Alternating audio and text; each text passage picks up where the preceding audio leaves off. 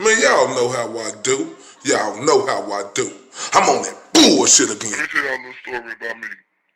In the boxing world, my name is Mr. IOTBA. The acronyms for IOTBA is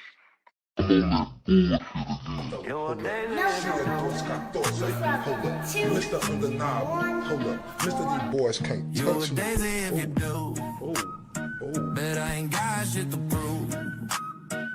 Boo does gold tooth, Lil Bruce, smile sharp enough to choose. Bang, bang, right through your cool. Walking like a rumor with a pulse. Lip curl sweeter than your cold. My eyes say try me and you freeze like salt. Got your huggle. You wanted that smoke, I'm the whole damn stack. Got your huggle. Step up, I'll clear the room. You're a daisy if you do. You're a daisy if you do. R-U-L. All laces in my hand, better back. Tongue sharp like a tag, hit a click, clack. You wanted that heat, now it's time to meet the sun. No shade, just black. Walk slow, silver in my lap. Halo, crooked, heart attack. Say a piece, talk that trash. I turn every word to glass. Cut deep. Got your Oh shit. It's your boy Mr. IOTBA. I'm touching down from that 2, 1, 4. And I'm on that bullshit again. I'm on that bullshit today, right? Y'all know how I do. Y'all know how I do.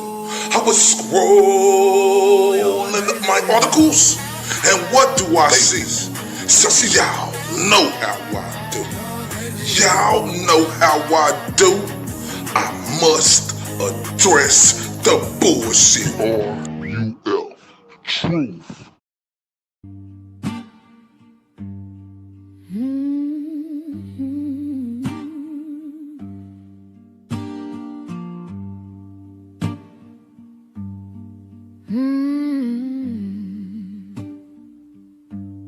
The wind hums low, a hollow refrain through cracked window panes. It calls my name. The clock ticks slow. Its echo stays. Each moment drags, then slips away. Blue curtains are hiding all my pain. Blue curtains are dancing in the rain. Blue curtains keep the shine far away. Blue curtains won't let me escape. The walls close in, shadows stretch along. Night wears a mask where dreams don't belong. A bird once sang, now silent it lies. The sky holds no stars, just clouded sighs. The pain's a prison, the glass cuts deep. Eyes wide open, yet I can't sleep. Blue curtains are hiding all my pain. Blue curtains are dancing in the rain. Blue curtains keep the shine far away.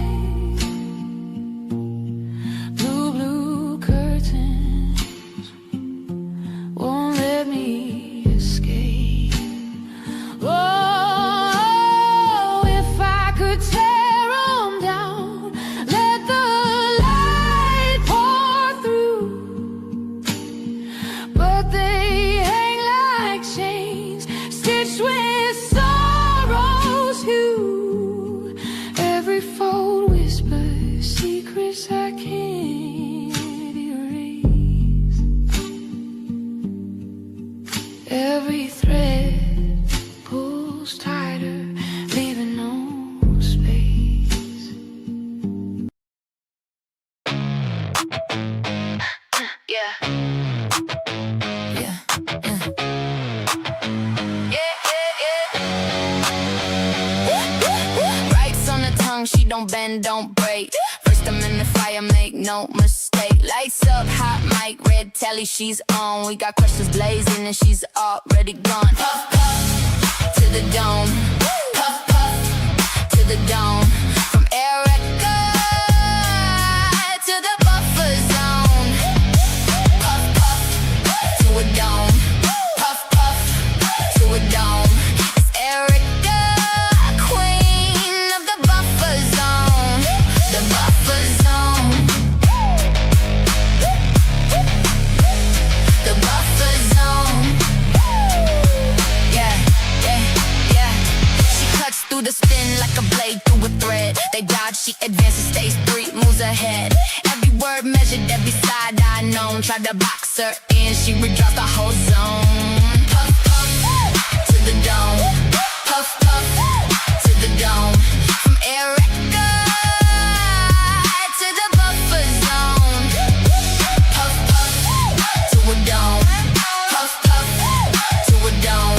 It's Erica, queen of the buffer zone. The buffer zone. The buffer zone. I'm the champion, feel the rush, the crowd goes wild. Obviously, obviously, yeah, obviously. Obviously, yeah, obviously.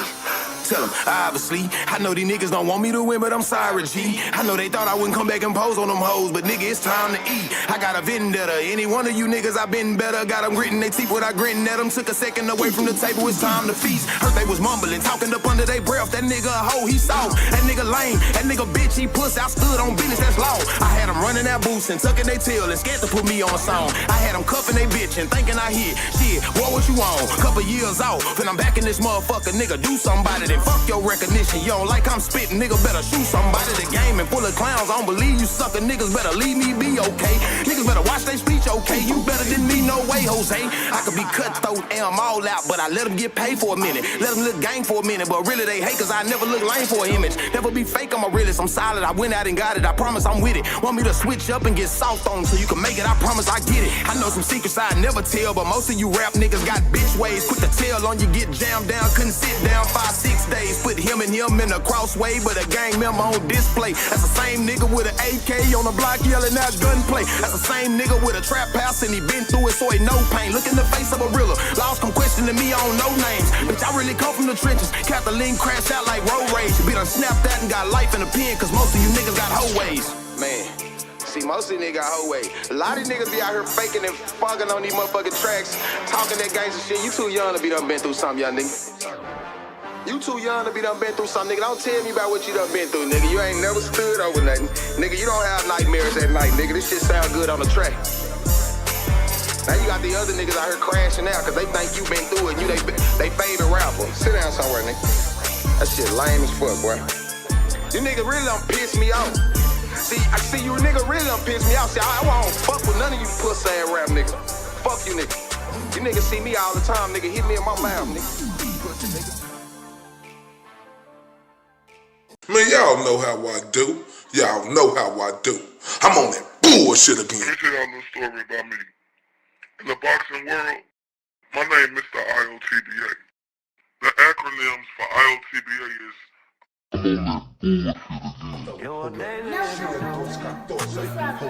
Mr. Undeniable. Hold up. Mr. These boys can't You touch a me. daisy if you do. Bet I ain't got shit to prove.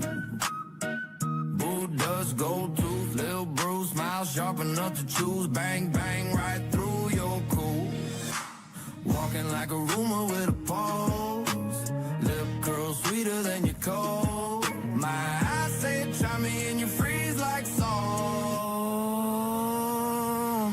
Got your huggle. You wanted that smoke, I'm the whole damn stack. Got your huggle. Step up, I'll clear the room. You're a daisy if you do. You're a daisy if you do. R-U-L. All aces in my hand, better bag. Tongue sharp like a tag, hit a click, clack. You wanted that heat, now it's time to meet the sun. No shade, just black. Walk, walk, walk slow, silver in my lap. Halo, crooked heart attack. Say a piece, talk that trash. I turn every word to glass. Cut deep. Oh shit, it's your boy Mr. Baby. I'm touching down from that 2-1-4, and I'm on that bullshit again. I'm on that bullshit today, right? Y'all know how I do. Y'all know how I do. I was scrolling up my articles, and what do I see? So see, y'all know how I do. Y'all know how I do. I must address the bullshit. RUF. Truth. Man, shout out to everybody on from the 214 to across the states to across the pond. Salute. Man, you're not rocking with your guy OMD Ray from Dallas, man. What's cracking? What's cracking? What's cracking? What's cracking? Oh man, today earlier, man, I tried to get this in NIMS before we went to go see the monster trucks, but you know, it wouldn't let me do it, so I had to get these clips of part one, right, of this interview with him and Piers Morgan, which showed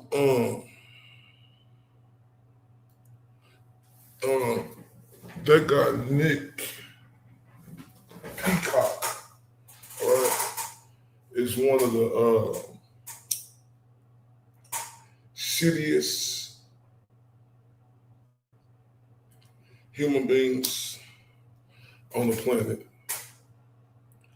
And I say that and I mean it with everything in me, right? Like real talk.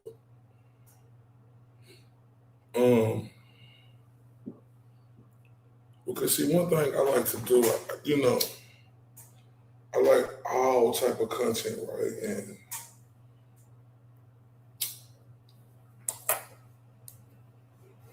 I always listen to Piers. You know, I don't agree with him all the time, but in this interview, I agree with him 100%. 100%.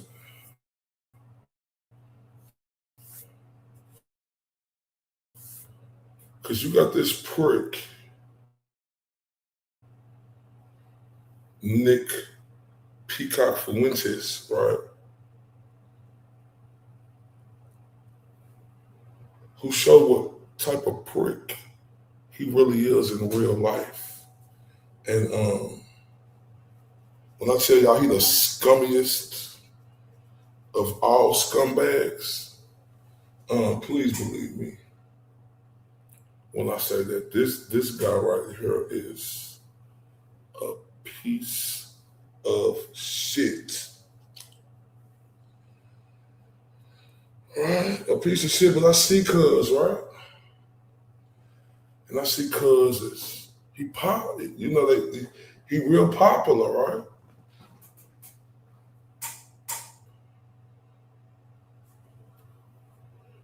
But not only is he being horrifically cruel to black folk and the Jewish folk.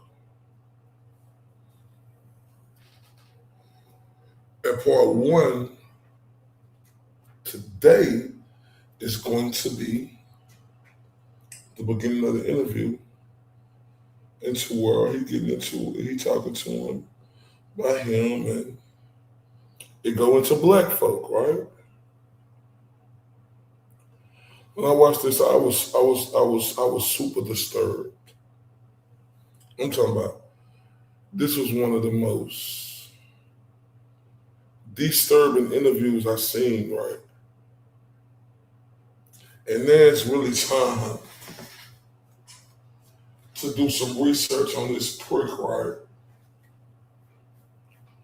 And this Nick Fuentes, because when I tell y'all he gonna get this work, he gonna get this work.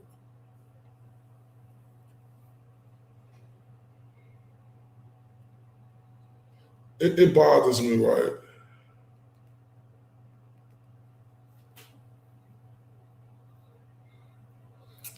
When you have people like him who tell black folks to get over it, right? Get over it. Get over it. Because that's what he specifically targeted in this first part of this interview when Chris Morgan drills the bigot. He is. Clearly admits he a racist. And he talk about black people like they're beneath him, you know? And he said a bunch of other shit, right? This guy's fucking despicable, right? And earlier today when I was doing this, you know, people just say, oh, you know, this is getting old, like, this not a problem, right? Whether it was miscalculated, misread, whatever. The way I read it is, whoop-de-whoop, they always talk about this. Well, whoop-de-whoop is talked about for a reason.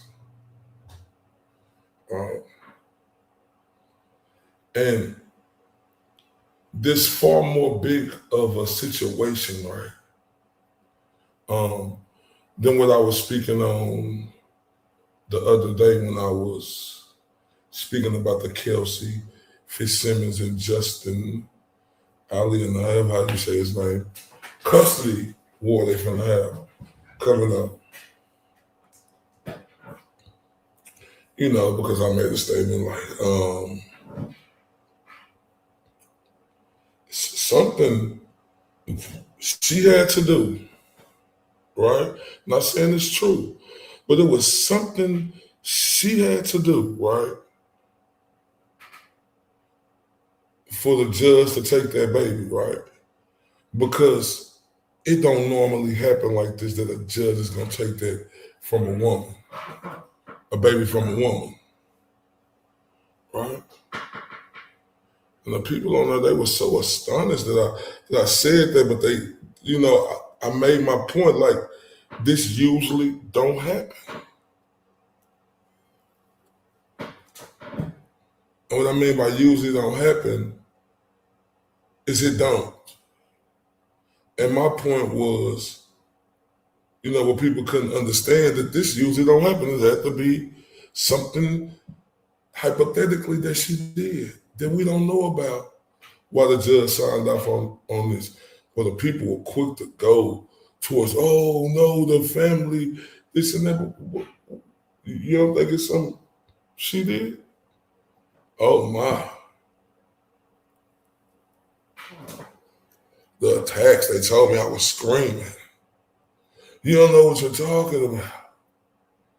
And all this other stuff. Oh my, I'm like, damn, when I first came in the game, wasn't I screaming? I mean, and when I talking like I talk now,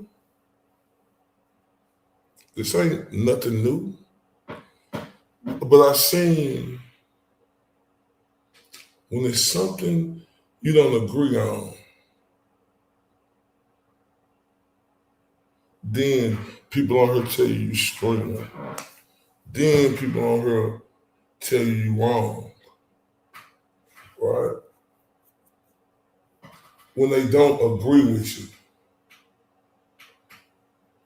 And it was pretty mind-boggling to me to see that. The uproar, the outrage, right? Over really nothing that serious, right? When I'm talking about the custody thing, right? And this is the custody thing I was talking about, not the criminal trial that just happened.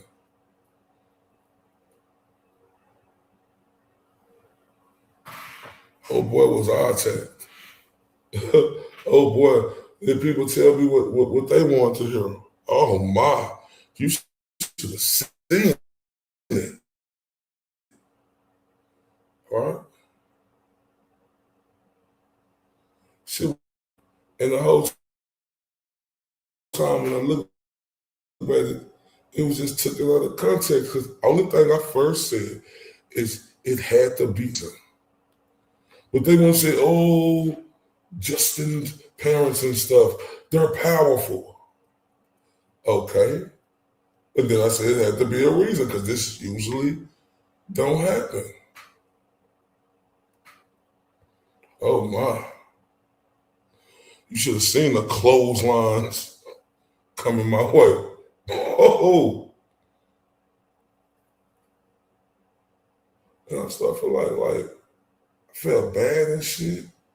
And then I can't make an apology. I tried to make it think. Then as I think over it over the couple of days, I really didn't say shit wrong.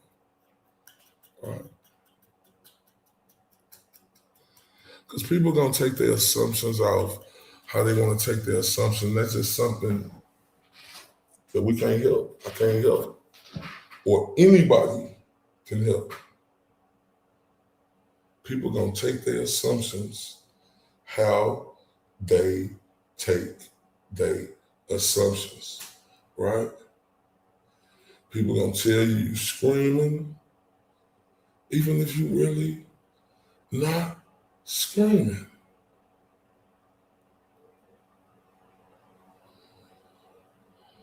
You'll get told all of that in a heartbeat, right? Because people don't necessarily agree with you. People will call you names. Tell you ain't nothing because you giving your point of view. Mind-boggling. I was like, oh my. I was like, oh wow.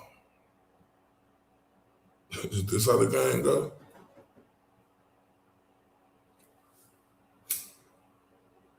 As I thought about it, I'm like, the fuck did I really say? Did I really twist some, or is people out here so locked in on how they feel? If you say something to disagree, they're gonna think you're going the other way anyway.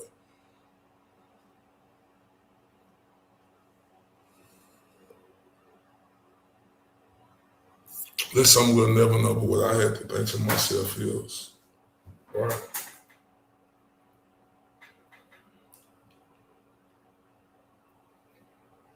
It's just the things that would say, oh, you're screaming at us. Screaming? And this is how I talk when I get out. Where is the screaming coming from now? When I'm passionate about something and I'm going all the way in, so now I'm screaming. It's like this, oh, you're angry. Oh, you're not listening. What? So all these fingers just getting pointed.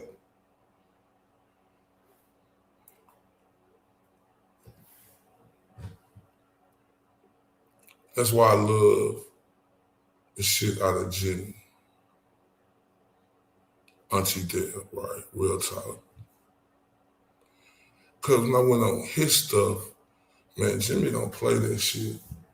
And he was on there saying the same, how I was breaking it down, but he did it a bit. But he didn't play that shit for people to come try to attack him. And then I didn't even see the same energy. I was like, oh my. I'm like, wow, crickets.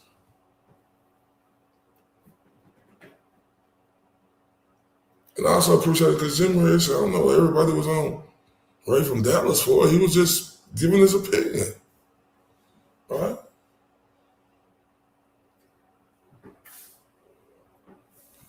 And that opinion I gave, right? You could thought I set the whole freaking town on fire. Oh, it was amazing. It was amazing. And then, you know,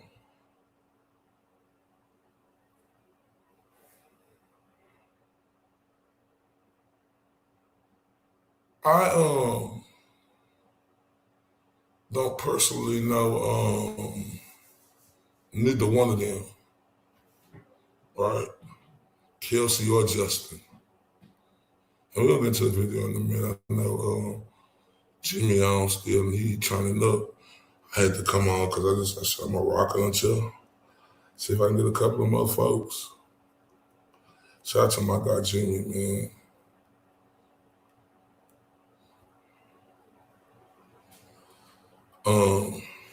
Don't know them. Don't know them. We, you know,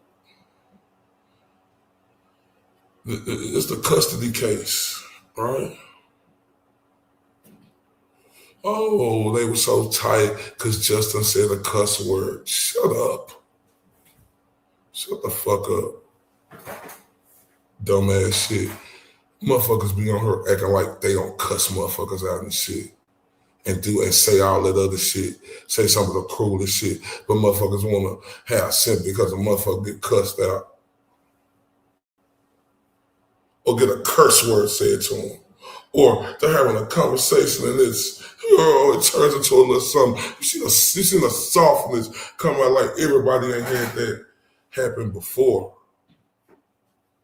I had to look myself on that Michael Jackson shit. I'm starting with the man in the mirror. Like we're talking because when I was talking about that, there wasn't no ill will coming from my way, right? It wasn't. I can't help how people took it. It's called the people's problem, right?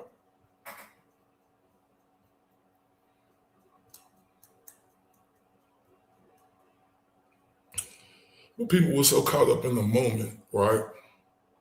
The criminal case, they had their feelings all in it, right?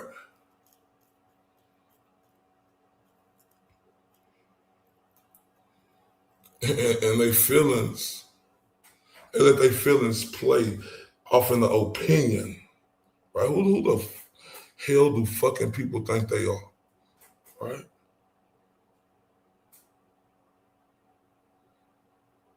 To think they could tell people what the fuck they can and can't say, right? Especially if it's really no ill will or nothing. People looking at this case talking about, oh, Justin the reason she got shot. No, he wasn't. Noonan was.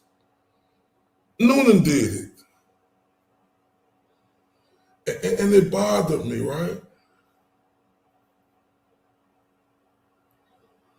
And we know the situation. But damn, can we keep it 100? Right? I said she created the situation. They jumped in. Boy, it's like, boy, I had all type of knots inside my forehead when I said that. It's the truth, though. Some people don't like the truth, but I don't give a fuck. It's the truth, though. All right, they came in. They came to her. They didn't have all the stuff, but they told her the situation. Right? She didn't abide by the situation. Maybe she did snap. Right? Who knows? But she didn't abide by the situation. She created it. But they said Justin did it. And I ain't on his fucking side or her side. Right? It's their baby, not mine. But then when you hear people say insensitive shit, like he should never see his child again, what the fuck raised y'all?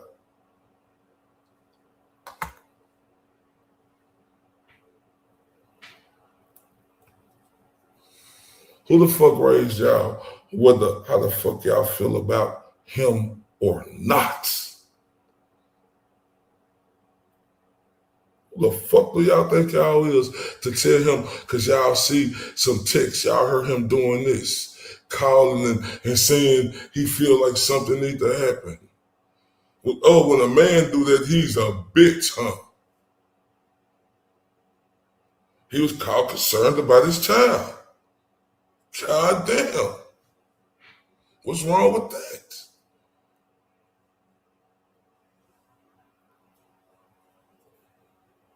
That shit was crazy. Is he an asshole? Can you tell that? Yeah. Do he talk shit? Yeah.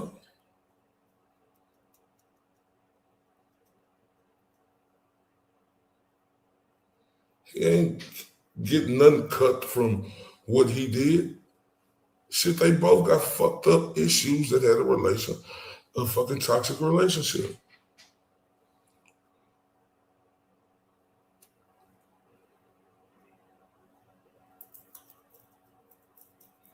Like I said,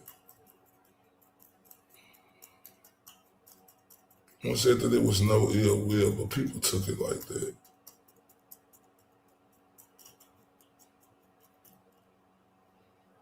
You know, people want to dictate what you say. How many people y'all on here dictating what they say? You know, I want to know, y'all gonna cuss, you know, top people out for what they say to us, or is it just the people down there? I'm just saying though.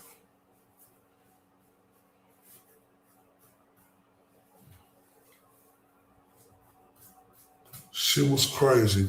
Man, let me play, I'm up for a minute, y'all, and I know people still lie. I'm just trying to see if I'm gonna get a couple more people before I start this video. I still got some more stuff to talk, then we're gonna get into it. Let me play this Blue Boo Curtains.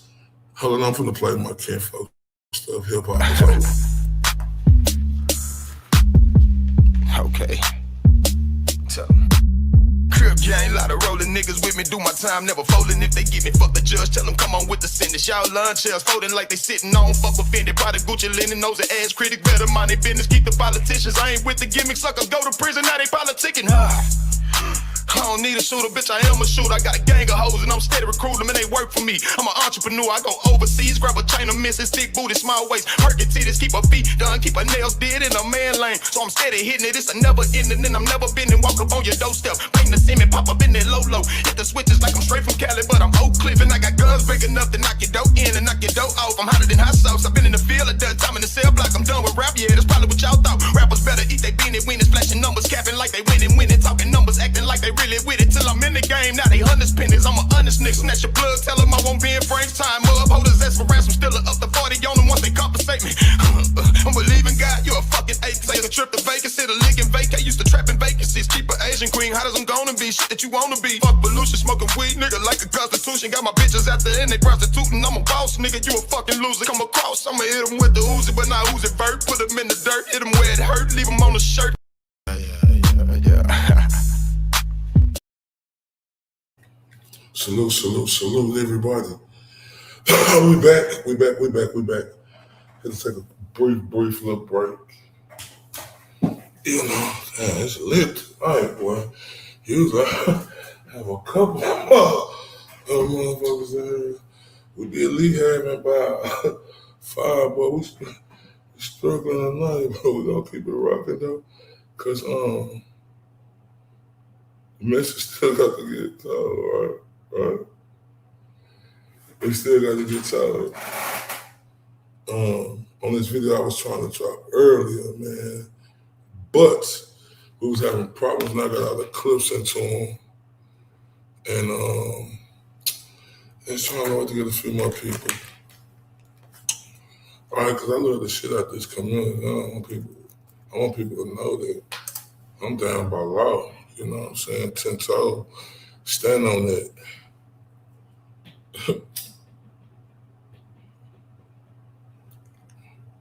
but I'm gonna say what I feel and mean what I say. Like, and even if I do fuck up, right?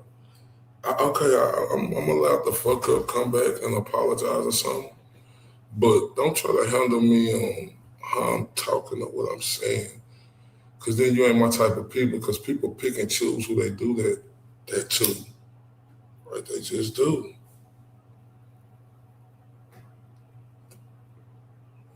They pick and choose who they do that to.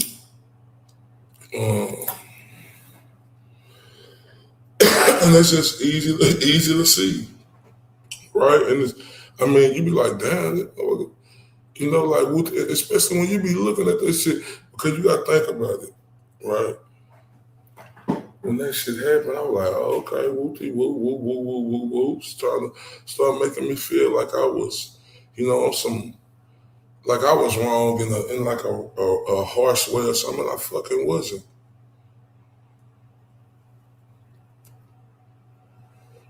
I wasn't, right. Maybe I could have explained it better, but me being wrong, nah, because going back, I said what the fuck I said at first, right? Like, why? The main thing was, why did Justin get the baby? That was the main thing I was talking about. My voice always be louder when I be into it, talking that shit. Oh, why are you screaming? Screaming? Then the next day, a person come on here, oh, you shouldn't judge if you're going to lose viewers. So what? They're going to be lost anyway. People going to be political, be how they be, slide up under you and do all type of other stuff. But that's just what it is, man.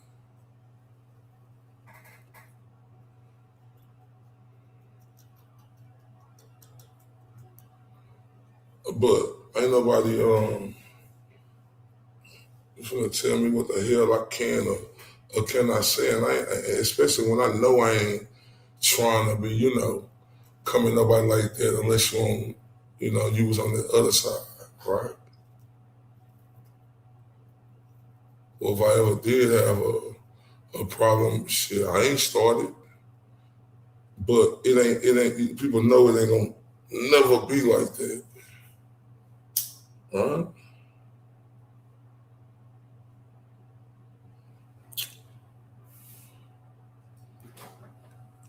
Like, damn, motherfuckers can't have their own opinion. Oh, but if they say something you don't like, oh, you shouldn't say that. Oh, what are you talking about? Oh, whoop-de-whoop this and whoop-de-whoop that. What's up with that?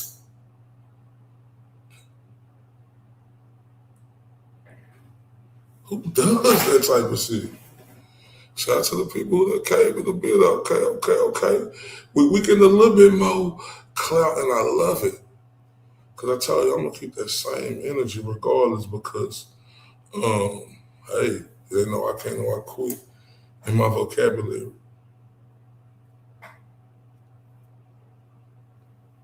But this Nick Fuentes dude, and it just happened to happen like this, right?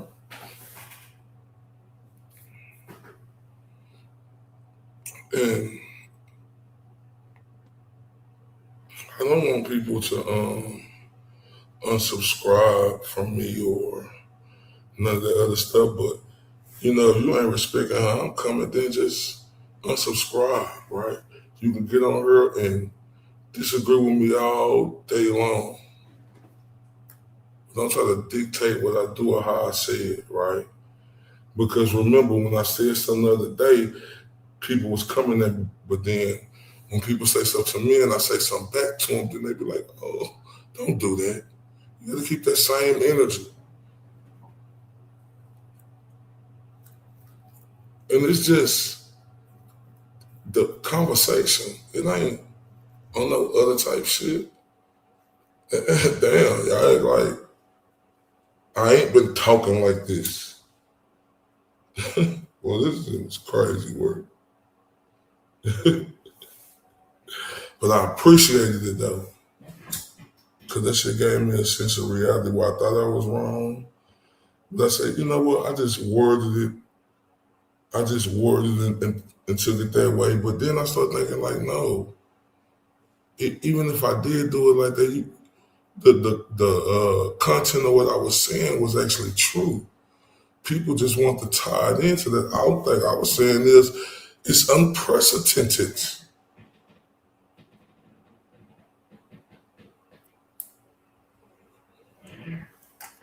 Shit, I want people to like me for me, not for me to play go along, get along, or think or feel how y'all feel. I ain't with none of that. Right? And then coming in this community, like I came in this community because I was about that and still about that. But I ain't finna shout out to the beautiful, pretty Kookie in the building. Yeah, I was on Jimmy shit earlier. I just had to go and go live, right? Because I had seen him live. He was live for an hour and something. I say, well, let me just go and go live. You know, I respect the shit out of Jimmy like a motherfucker. Because I remember one time, Jimmy said he was going to go live. I said, oh man, I'm finna push my shit back. He said, no, man, don't push your stuff back. I said, no, because he said, no, man, don't do it. I love the shit out of Jimmy, boy. For real, he a real one. Like I love Pretty Kookie and everybody else who support me on her. You know, like real talk. I ain't gonna stop my opinion for how y'all coming and what y'all feel. That's how y'all feel. Shit, I think it's gonna be a motherfucking battle in custody court. I do. But that's me. With Kelsey and Justin, and I'm finna get into this because I got the clips for the first part, right? Like I'm just trying to try and get along. It's to see if I can hold out until Jimmy, because I'm up, and it's gonna be about like 2 hours and 20, about like at least 2 hours and 30 more minutes worth of live. Trying to see if I can get a couple more people, because you know Jimmy the Prince. Nobody fuck with. I ain't, you know, you can't fuck with Jimmy. You know, it's a lose situation to try to go live when Jimmy go live, but shit. I said, you know what, let me get this across again, because I gotta let this be known. I want people to rock with me, not to rock with me to think I'm gonna say what y'all want me to say. No, that ain't how I'm coming.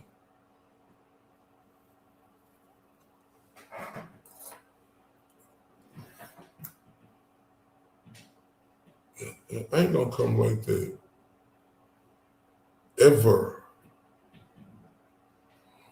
Thank you. Nah, I know, man. Jimmy, man. Look, let me turn Jimmy on now. No, I ain't gonna do this. My dog right there, man. No, cause I'm gonna just watch it and read the comments.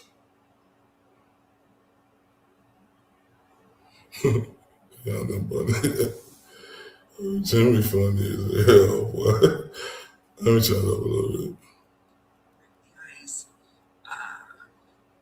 Forrest, if you'd rather just do it that way and hope that they're not there. But look at this bunny here, Lord. Shout out to Jimmy, man. That dude right there is the fucking truth, bro. All right, let me turn Jimmy out.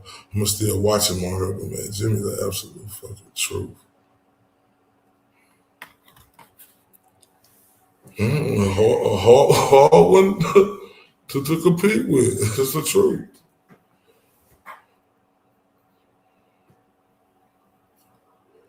But I still get on live because, you know, I'm going to talk my, and then I feel then we're going to get into it, right? Because it's still about getting that content. Now, you just hope people come back and listen to it. Now, y'all, look, I'm smoking on some weed Pretty Kookie because you know the one on her talking to me, right? So this is what I need to do. I'm finna play Blue Curtains, right? And then they'll give me some water. Be right back.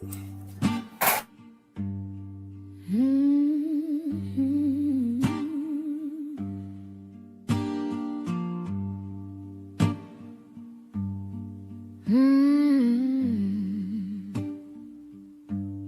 wind hums low, a hollow refrain through cracked window panes. It calls my name. The clock ticks slow. Its echo stays. Each moment drags, then slips away. Blue, blue curtains are hiding all my pain. Blue, blue curtains are dancing in the rain. Blue, blue curtains keep the shine far away. Blue, blue curtains won't let me escape. The walls close in, shadows stretch along. Night wears a mask where dreams don't belong. A bird once sang, now silent it lies. The sky holds no stars, just clouded sighs. The pain's a prison, the glass cuts deep. Eyes wide open, yet I can't sleep. Blue, blue curtains are hiding all my pain. Blue, blue curtains are dancing in the rain. Blue, blue curtains keep the shine far away. Blue, blue curtains won't let me escape. Oh,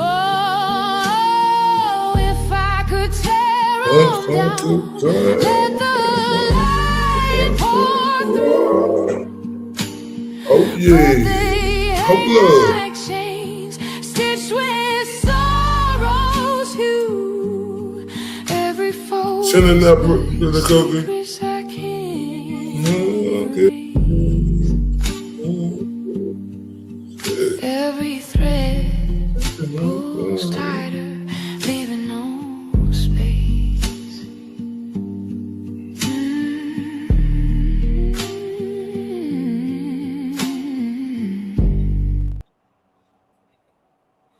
Man, hold up. Man, Pretty Cookie said her new video at 2100. Ooh, she turning up. Told you, Pretty Cookie, you the truth. All capital letters. Told you that. And I'm happy as shit for you too. For real.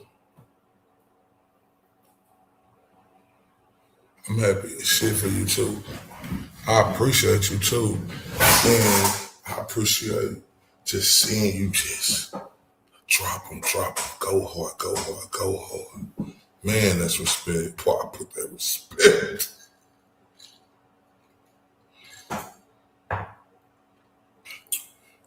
I appreciate you not judging me for my opinion. Right? It's called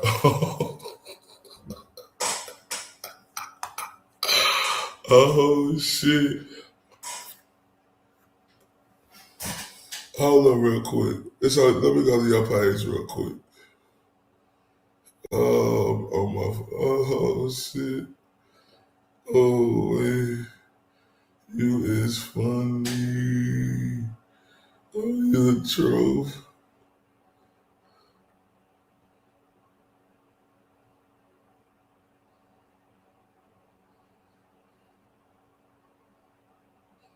Oh man, you is amazing with them names.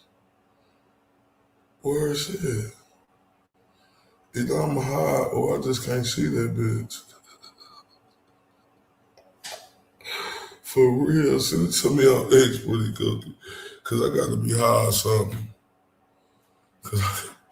Send that shit to me on X. Happy Easter to everybody too. Send it to me on X. Oh, it's on Shorts. See, look, thank you for, see, now I feel better. See, thank you very much. See, I thought I was just high. Oh,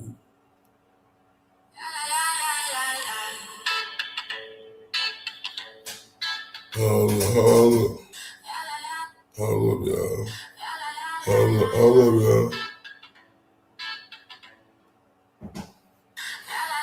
Be back in a second. Yeah. Yeah.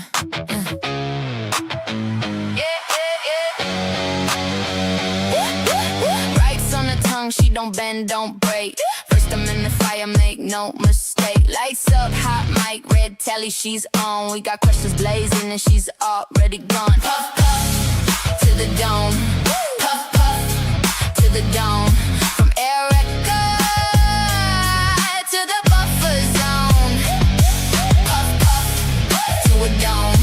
Puff, puff, to a dome. It's Erica, queen of the buffer zone. The buffer zone. The buffer zone. Yeah, yeah, yeah. She cuts through the spin like a blade through a thread. They dodge, she advances, stays 3 moves ahead. Every word measured, every side I known. Tried to box her in, she redraws the whole zone. Puff, puff, to the dome. Puff, puff, to the dome. From Erica to the buffer zone. Puff, puff, to a dome. Puff, puff, to a dome. It's Erica, queen of the buffer zone. The buffer zone. The buffer zone.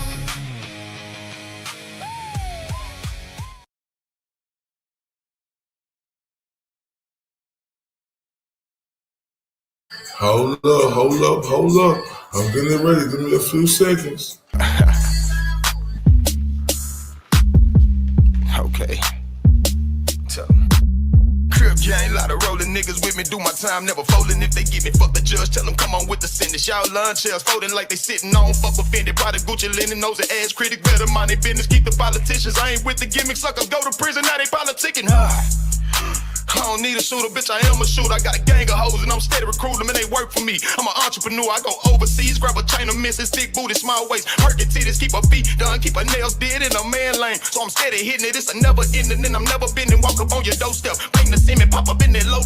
Hit the switches like I'm straight from Cali, but I'm Oak Cliff and I got guns big enough to knock your dough in and knock your dough off. I'm hotter than hot sauce, I've been in the field a dozen time in the cell block. I'm done with rap, yeah, that's probably what y'all thought. Rappers better eat they beanie winners, flashing numbers, capping like they winning, talking numbers, acting like they really with it till I'm in the game. Now they hundred spinners, I'm a honest nigga. Snatch your blood, tell them I won't be in frames. Time up, holders ask for ransom, still up to 40 on them once they compensate me. I'm believing God, you're a fucking ape. Say the trip to Vegas, hit a lick and vacate. Used to trapping vacancies, keep an Asian queen. How does I'm gonna be? Shit that you wanna be. Fuck pollution, smoking weed, nigga, like a constitution. Got my bitches out there and they prostituting. I'm a boss, nigga, you a fucking loser. Come across, I'ma hit them with the Uzi, but not Uzi vert. Put them in the dirt, hit them where it hurt, leave them on the shirt. Yeah. Oh yeah, hold up. 1 second, y'all. 1 second. Oh yeah, pretty cool. Get one. Oh yeah. I gotta really hear it though. Give me 1 second though.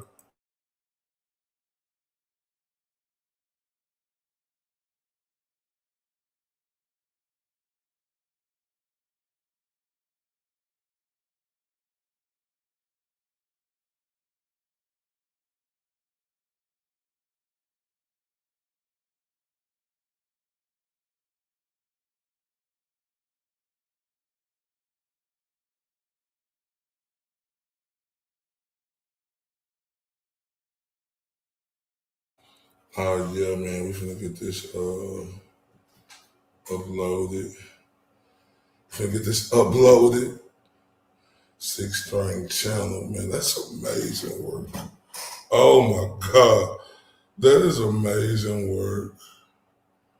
God damn. Well, you talented as hell. Cuz. Oh my God.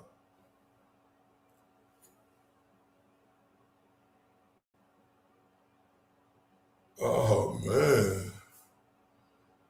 Finna get this shit uploaded. Get the play it, and then I'm gonna go and get into this in the next 10 minutes. So I'll play this thing, I'll talk a little bit more.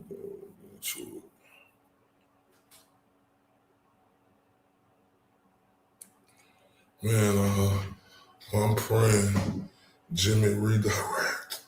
I ain't never had nobody redirect.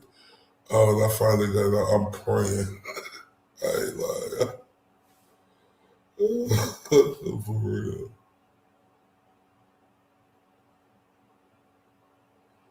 But, you know, there's on some of this shit. Okay.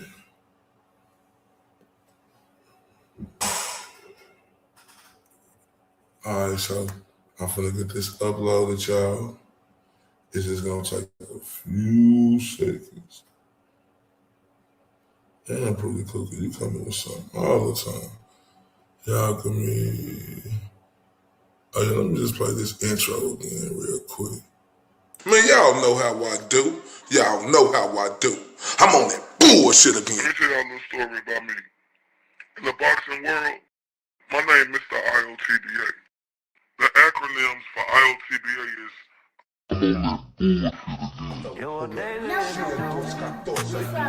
Mr. Undeniable, hold up. Mr. These boys can't You a touch me. daisy if you do. Bet I ain't got shit to prove. Boo does go to Lil Bruce, smile sharp enough to choose. Bang, bang, right through your cool. Walking like a rumor with a pulse. Lip curl sweeter than your cold. My eyes say try me and you freeze like salt. Got your huggle. You wanted that smoke, I'm the whole damn stack. Got your huggle. Step up, I'll clear the room. You're a daisy if you do. You're a daisy if you do. R-U-L. All laces in my hand, better bag. Tongue sharp like a tag, hit a click, clack. You wanted that heat, now it's time to meet the sun. No shade, just black. Walk slow, silver in my lap. Halo, crooked heart attack. Say your piece, talk that trash. I turn every word to glass. Cut deep. Oh shit, it's your boy Mr. Too bad. I'm touching down from that 2, 1, 4, and I'm on that bullshit again. I'm on that bullshit today, right? Y'all know how I do. Y'all know how I do. I was scrolling up my articles, and what do I see? So see, y'all know how I do. Y'all know how I do. I must address the bullshit. R-U-L. Truth. No, don't do it, Pretty Cook. I appreciate you. That's why I love you. I was just saying I hope. I'm just praying and deals with everything. No. Man, no, don't do that. But look though.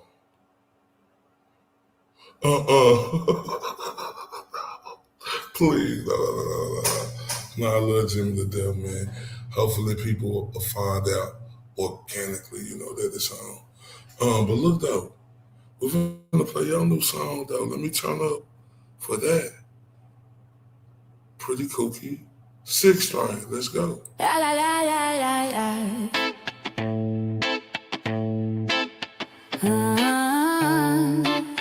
Yeah. Clicking, cold open, side eye, screen glowing. You came for a clip, but the clip turned core. Chat scroll sharp like teeth. Every mod got a mood, every lurk got a leak. You're laughing on mute, but your heart on the line. 'Cause one wrong word turn a shade to a headline. Now you on the panel of a six-string drama. Cello, where the plot never sleeps, and you're surrounded by creeps, bitch. I hope you brought receipts, cause lies ain't cheap and the chat don't blink. Now you on the panel of a six-string drama. Cello.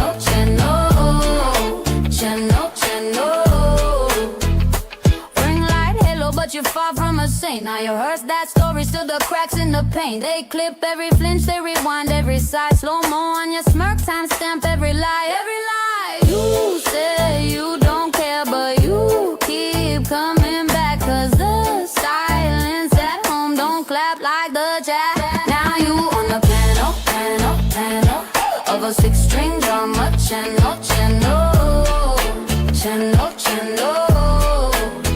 Where the plot never sleeps, and you're surrounded by creeps, bitch. I hope you brought receipts, cause lies ain't cheap and the chat don't blink. Now you on the panel of a six-string drama. Cello.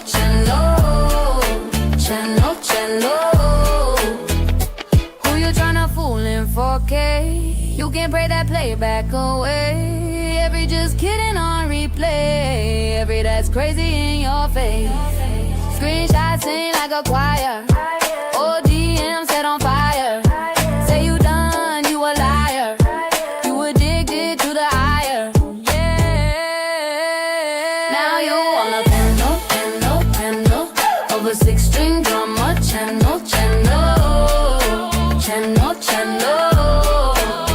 Where the plot never sleeps, and you're surrounded by creeps, bitch. I hope you brought receipts, cause lies ain't cheap and the chat don't blink. Now you on the panel of a six-string drama. Cello.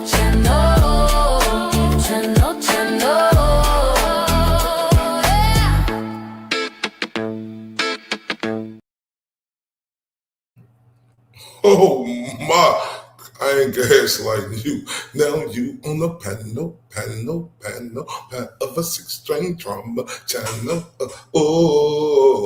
channel, oh my God. Oh my pretty cookie. Oh my God. Like, it's not just the beats, it's the lyrics, and it's just the artistry. Oh, this is the best one. I'm sorry. I keep changing my mind every day. You know which one I like the most, which I don't think this I'm going to say this, I'm just saying it get better. Let me just say that. This was fucking incredible. Like, oh my God. Hold up. Pretty cookie, you is fucking amazing, cuz. Hold up.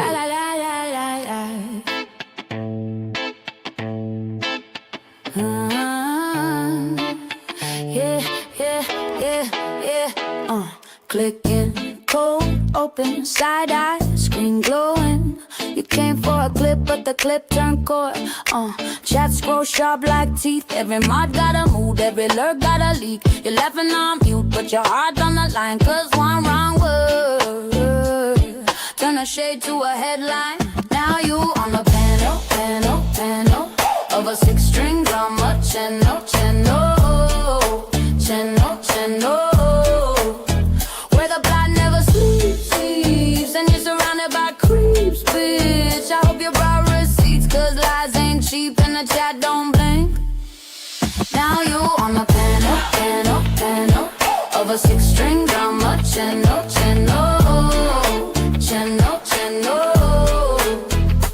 Ring light halo, but you're far from a saint. Now you rehearse that story, still the cracks in the paint. They clip every flinch, they rewind every side. Slow-mo on your smirk, timestamp every lie. You say you don't care, but you keep coming back, cause the silence at home don't clap like the chat. Now you on the panel of a six-string drama. Cello. Where the the plot never sleeps, and you're surrounded by creeps, bitch. I hope you brought receipts, cause lies ain't cheap, and the chat don't blink. Now you on the panel, over 6-string drama, channel.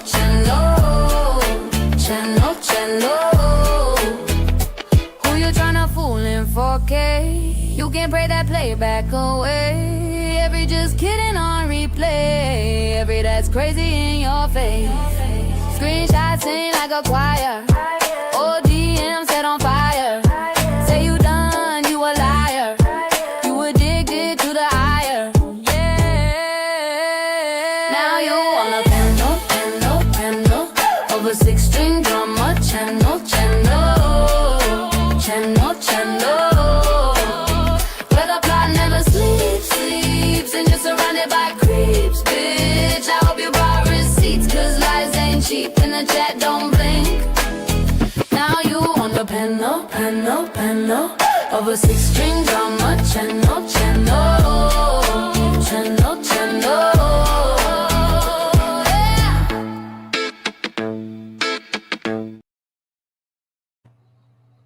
Ooh wee.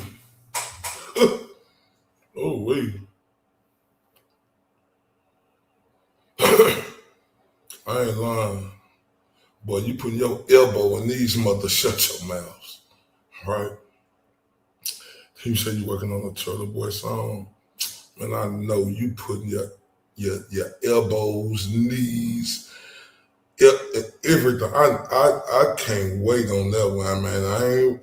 I can't wait to hear that one. I really can't. Because I ain't lying, you tremendous in this.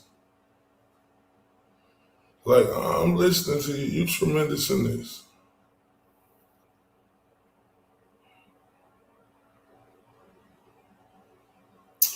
Yeah.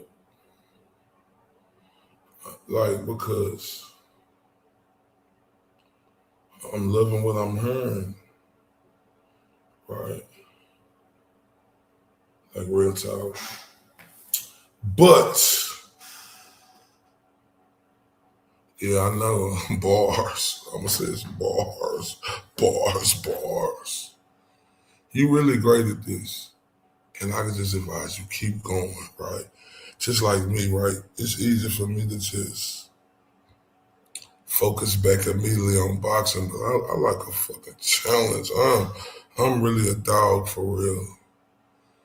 Like boxing, that's just easy to do, right? But I like a challenge from being up, going down, and trying to build that shit back up, because that's what true champions do. Like in boxing, you know, you win a championship, but then, you know, in boxing, you keep out, you're gonna lose.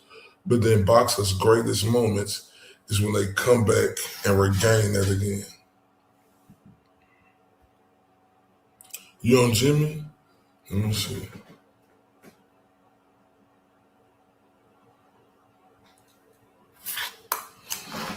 I'm looking. Come on. Oh, my shit, come on, hurry the fuck up. Oh, this shit pissing me off.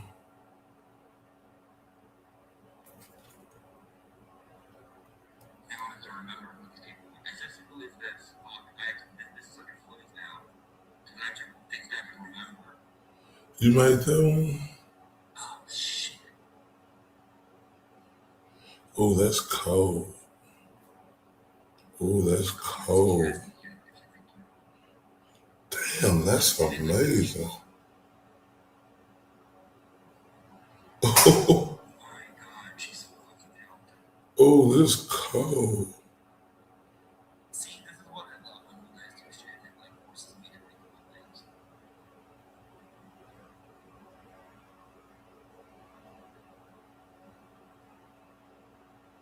Oh, you cold as fuck. So You cold as a motherfucker. God damn. Girl, you fucking amazing. holy shit. Great job.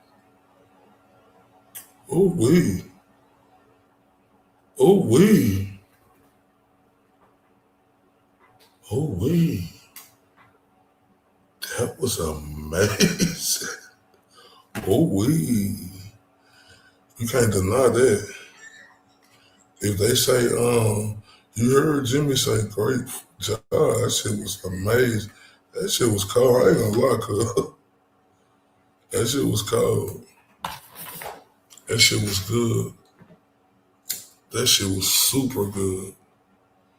Damn, you cold. Just me thinking about that shit. And I seen that in that boxing thing, that shit cold.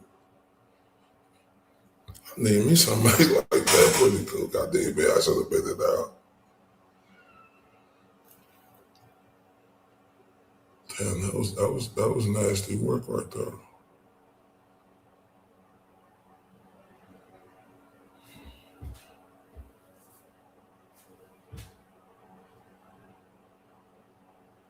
Oh, that was it. That was your last. Oh, that's cold, cuz. And you gotta understand. That's how. You know what? That's how you probably know it was the best. I don't know who else was saying I ain't see that. But man, I need you to make me something like that. I need to, cause you know I'm in boxing and stuff. I need something like that.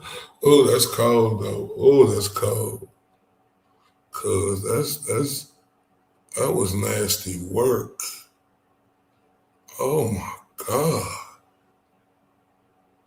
That was nasty work.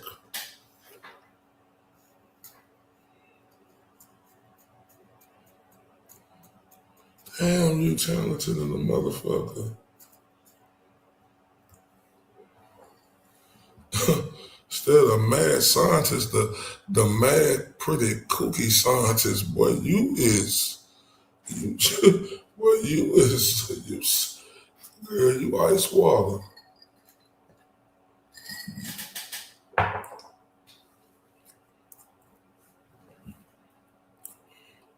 Like, because on like the last, like fucking, song that you done did, them hoes was good. And just now me seeing this fucking artwork, oh my. Oh my. Damn, pretty kooky. Shit, I'm blushing. Shit, girl, that's amazing. What I'm saying, like that artwork, that shit right there just capped it off. Damn, that could be my preference more because I'm in the boxing and just the theme of that shit right there was excelente, excelente, amazing.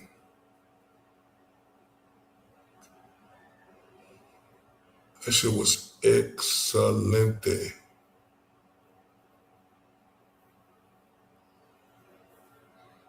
I was like, damn. You had like 6 or 7 pictures, right? Like I seen one of the pig, I seen one of the giraffe neck, the glare of the shady cow. And I think it was like 6 or 7 of them. Damn, that was cold, cuz you cold. I ain't gonna lie, cuz you cold as fuck. You cold as fuck, pretty cool. I ain't gonna lie to you. That shit right there was amazing. And like, especially like with the little boxing thing, like that's a Picasso fucking art right there for me. Like, cause cause I'm seeing it, I see it. I'm pretty sure everybody can see the visualization, but it really set home with me seeing the concept of how you make them characters and you put them together. That shit was cold, cuz I ain't gonna lie. That shit was cold, cuz. I ain't gonna lie, that shit was cold. Yeah, I see why you was the valedictorian. What, class 203? Hold up. I see, you pressure. Oh, man. And look, people, you be knowing that it look nice, but it's just when other people see it and be like, oh, shit. You know, like, that validates that shit. And it ain't just because I'm some woo, woo, woo, woo, woo, woo, woo shit, because I like woo, because I'm stuck on blue curtains, and Daisy If You Do. And now the 6-string drama channel now, and Buffer Zone, right? Them the ones I'm stuck on. But now that 6-string drama channel going up, like that's just for me. Like I like listening to stuff over and over and over. Then I go to the other shit.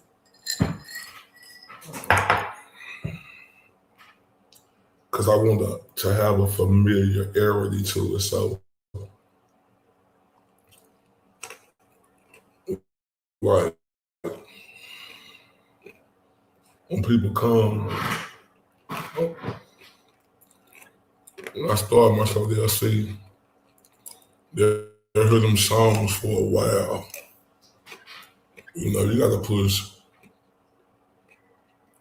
music all the time, but like you got to push them certain ones and have it rotating in as many channels, you know, as you can. So that's why I say ain't nobody fucking with that blue curtains, cause I ain't gonna lie, I like that song more than Daisy If You Do. I know that Daisy If You Do it's about me, but I like blue curtains the most out of any one of them.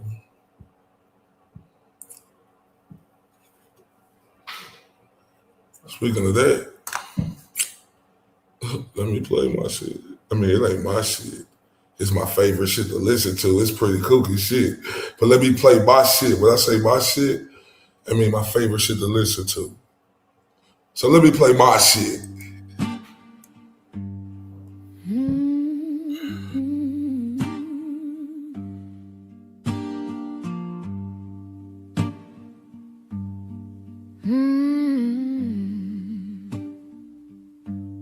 The wind hums low, a hollow refrain through cracked window panes. It calls my name. The clock ticks slow. Its echo stays. Each moment drags, then slips away. Blue curtains are hiding all my pain. Blue curtains are dancing in the rain. Blue curtains keep the shine far away. Blue curtains won't let me escape. The walls close in, shadows stretch along. Night wears a mask where dreams don't belong. A bird once sang, now silent it lies. The sky holds no stars, just clouded sighs. The pain's a prison, the glass cuts deep, eyes wide open, yet I can't sleep. Blue curtains are hiding all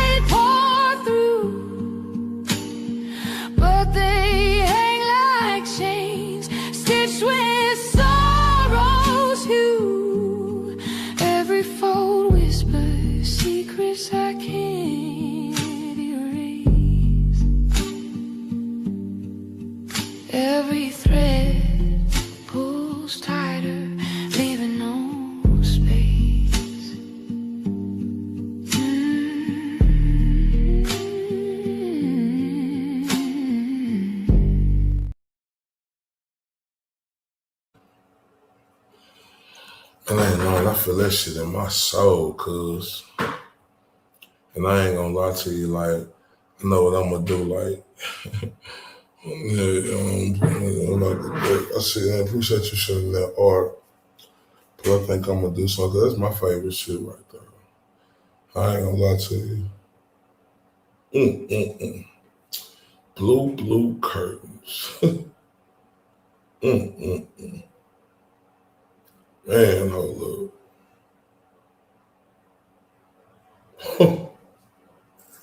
Man, you need to shop that motherfucker around. I ain't bullshit.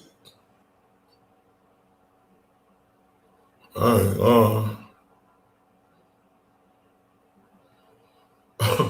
that shit amazing. And gotta hear this one more time. And then I'm gonna go and get into it. Oh, we gonna see how it go, cause shit, it is late. But I'm up though, I'm up. I'm just trying to see if I can hold it out. Let's see, let's get into it. Let's play this song right here, man. This jam right here, this that new shit by Pretty Kooky. 6-string drama channel. What you mean he moving to school? What you mean?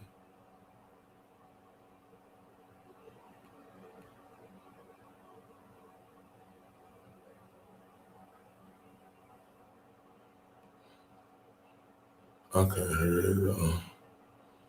I don't want to play it. What, because people are talking about they don't like change.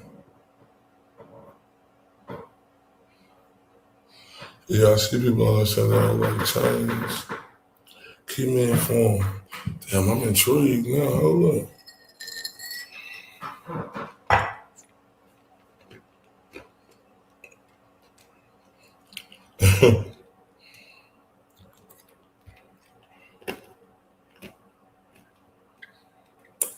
What you mean you moving to school? What that mean?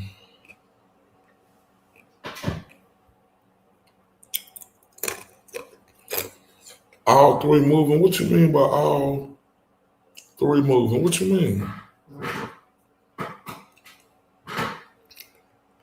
I'm confused. I just don't want to. I respect Jimmy too much to, you know.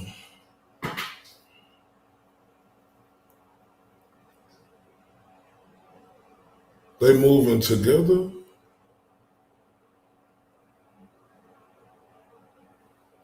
Oh, they all get new play. Oh yeah, I remember the OG saying.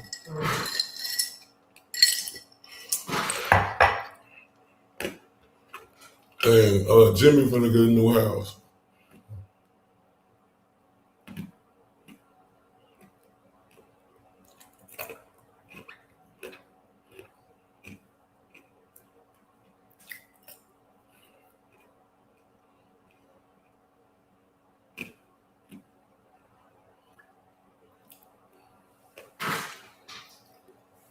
So I didn't know why all three moving so Jimmy. Okay.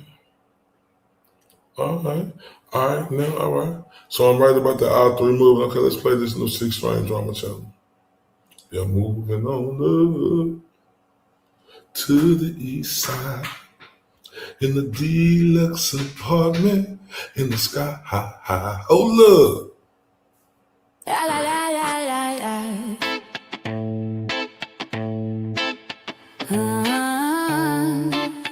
Yeah. Clicking, cold open, side eye, screen glowing. You came for a clip, but the clip turned core. Chat scroll sharp like teeth. Every mod got a mood, every lurk got a leak. You're laughing on mute, but your heart on the line. Cause one wrong word turn a shade to a headline.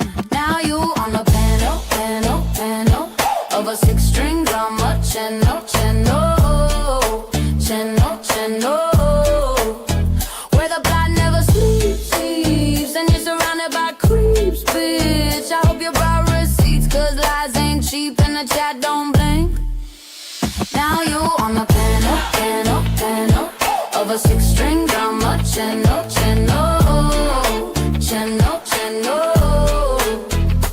Ring light halo, but but you're far from a saint. Now you heard that story, still the cracks in the paint. They clip every flinch, they rewind every side. Slow-mo on your smirk, timestamp every lie, every lie. You say you don't care, but you keep coming back. Cause the silence at home don't clap like the chat. Now you on the piano of a 6-string drama. Channel where the plot never sleeps, and you're surrounded by creeps, bitch. I hope you brought receipts, cause lies ain't cheap and the chat don't blink. Now you on the piano of a 6-string drama. Channel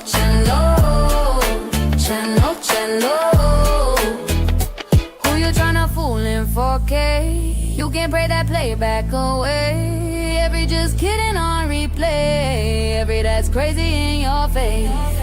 Screenshots sing like a choir. ODM set on fire. Say you done, you a liar. You addicted to the higher. Yeah. Now you on a piano of a 6-string drama. Channel where the plot never sleeps, and you're surrounded by creeps, bitch. I hope you brought receipts, cause lies ain't cheap and the chat don't blink. Now you on the piano of a 6-string drama. Channel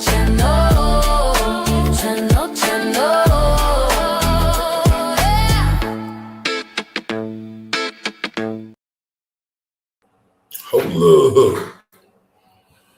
Here's another one. I see how you coming pretty cookie.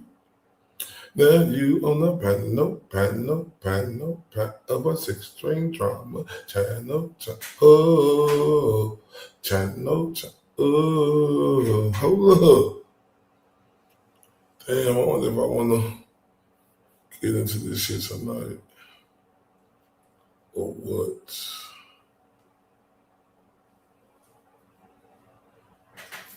I want to. Cause I know tomorrow I'm be busy. East, I'll be my kids out. I ain't gonna be able to do nothing.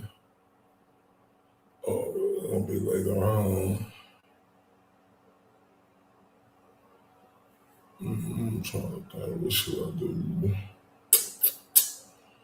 Cause this shit good, I ain't gonna lie to you. But he a piece of shit. Purse Morgan hold his ass to the flame.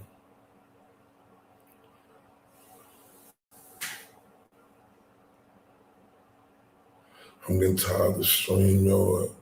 I can't even share my shit.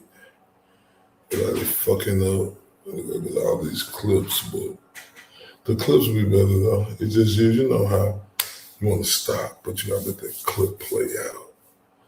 Or it'll start all the way over.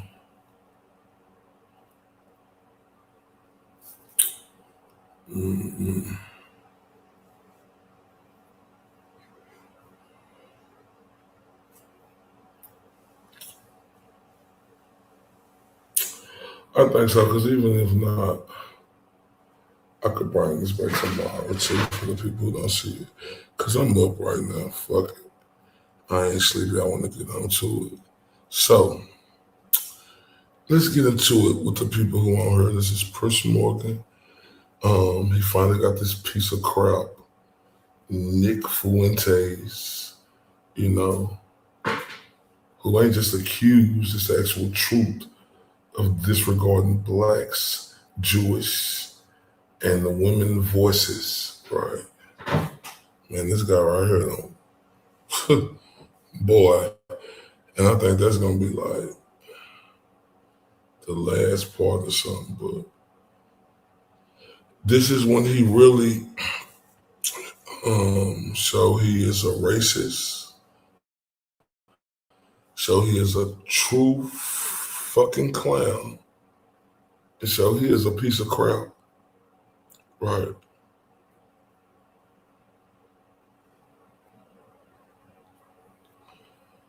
Everything should be about clicks and views, right?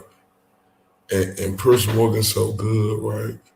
he showed cuz how much of a hypocrite he is. But I do apologize earlier for the problems, but I got these clips. I promise y'all from love this. Let's get to that first one.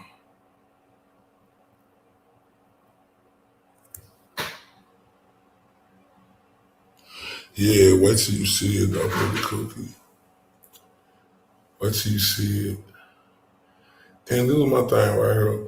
Like, you know, when the person said that they was used to it, I'm like, nah, that ain't used to it or desensitized. No, because when I said something about a custody case, people went crazy. So let's just keep that same energy, but I'm gonna get to that first clip. Daily Wire subscriber or an avid consumer of all things Tucker Carlson. For several months now, there's been no avoiding the subject of Nick Fuentes. And let's be clear, the main reason you're hearing about him is because he's popular. A large number of people, especially young men, are interested in what he has to say. What that says about our society and our culture is the subject of ferocious debate. For many people, it's a grave indictment of an insidious immorality. For others, he's a product of a culture which has turned on its own and left many young people feeling listless and bitter. He's either a litmus test for right-wing hypocrisy on free speech or a walking, talking manifestation of where the lines should be drawn. And a frankly preposterous amount of airtime has been spent on debating everything from his ideology to his sexuality and whether anyone should actually talk to him at all. If I were writing a glossary entry on the Streisand effect, I wouldn't put a picture of her next to it. I would put a picture of Nick Fuentes. They have opted to not do so when it comes to Nazis like Nick Fuentes. Fuentes takes this guy apart brick by brick. It's a full takedown. My concern is that people who are a bit more moderate are deeply alarmed by Nick Fuentes. I was very happy to see that, like, Nick Fuentes really passed that test with flying colors. That fragmentation is being caused purposefully by a splinter faction of people led by a young man named Nick Fuentes. That's the war. Can you get the beef prices down? Not crazy things that Nick Fuentes or these other loons say on social media. Well, it looks like all the screaming about Nick Fuentes on the internet is finally dying down a little bit. So now we had on this guy, this Fuentes guy, and never challenged him. You should have Nick Fuentes on your show and you could ask him questions about that.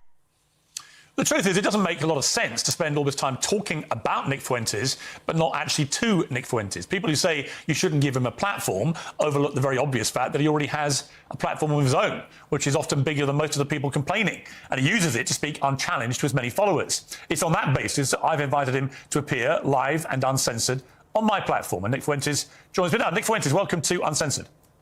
Hi, great to be with you. I don't know you. I don't think we've ever met. You can correct me if that's wrong. I know about you. See that smug on his face, right? Oh my God, y'all. This guy's like the worst piece of shit, you know, imaginable. Let's play that clip again. Daily Wire subscriber or an avid consumer of all things Tucker Carlson. For several months now, there's been no avoiding the subject of Nick Fuentes. And let's be clear, the main reason you're hearing about him is because he's popular. A large number of people, especially young men, are interested in what he has to say. What that says about our society and our culture is the subject of ferocious debate. For many people, it's a grave indictment of an insidious immorality. For others, he's a product of a culture which has turned on its own and left many young people feeling listless and bitter. He's either a litmus test for right-wing hypocrisy on free speech or a walking, talking manifestation of where the lines should be drawn. And a frankly preposterous amount of airtime has been spent on debating everything from his ideology to his sexuality and whether anyone should actually talk to him at all. If I were writing a glossary entry on the Streisand effect, I wouldn't put a picture of her next to it. I would put a picture of Nick Fuentes. They have opted to not do so when it comes to Nazis like Nick Fuentes. Fuentes takes this guy apart brick by brick. It's a full takedown. My concern is that people who are a bit more moderate are deeply alarmed by Nick Fuentes. I was very happy to see that, like, Nick Fuentes really passed that test with flying colors.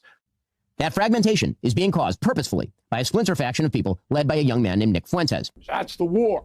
Can you get the beef prices down? Not crazy things that Nick Fuentes or these other loons say on social media. Well, it looks like all the screaming about Nick Fuentes on the internet is finally dying down a little bit. So now we had on this guy, this Fuentes guy, and never challenged him. You should have Nick Fuentes on your show and you could ask him questions about that. The truth is, it doesn't make a lot of sense to spend all this time talking about Nick Fuentes, but not actually to Nick Fuentes. People who say you shouldn't give him a platform overlook the very obvious fact that he already has a platform of his own, which is often bigger than most of the people complaining, and he uses it to speak unchallenged to his many followers. It's on that basis that I've invited him to appear live and uncensored on my platform, and Nick Fuentes joins me now. Nick Fuentes, welcome to Uncensored. Hi, great to be with you. I don't know you. I don't think we've ever met. You can correct me if that's wrong. I know about you. Okay, now, let's get to it. Now, let's get to it. Second clip. You finna see how much of a fucking cornball this dude is. Let's go. I know that increasingly people are talking about you in a more mainstream environment than you may be used to. So for those who know nothing about Nick Fuentes, I want this to be an opportunity to get to the real person. I don't know who that person is, but I do want to use this opportunity to get there. I've seen you talk, as we prepared for this, in exchanges with people and on your show, saying you fear it's going to be very hostile, it's going to be an ambush, all those kind of things. I don't intend it to be overtly hostile. I don't intend to ambush you. I intend it to be an examination of what you said on the record, an examination of what you believe or what you say you believe, and an examination of what your rising popularity says about the state of the conservative movement in America. So those are my goals from this interview. What are your goals? Why are you doing it? I thought it'd be interesting. And, you know, you've talked a lot about me on your show over the years, and this is the first time you actually extended the invitation. I think it might be the second, actually. I think we talked about doing it during A24 a few years ago, but you've talked a lot about me with the panel, and now you've extended the invitation to talk to me.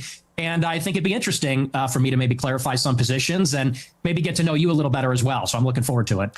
There is a belief that you have two personas.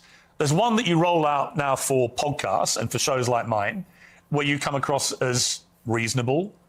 And then there's your show on Rumble, where you often come across as having, you know, a very unreasonable view on things. This is what Coleman Hughes said about you.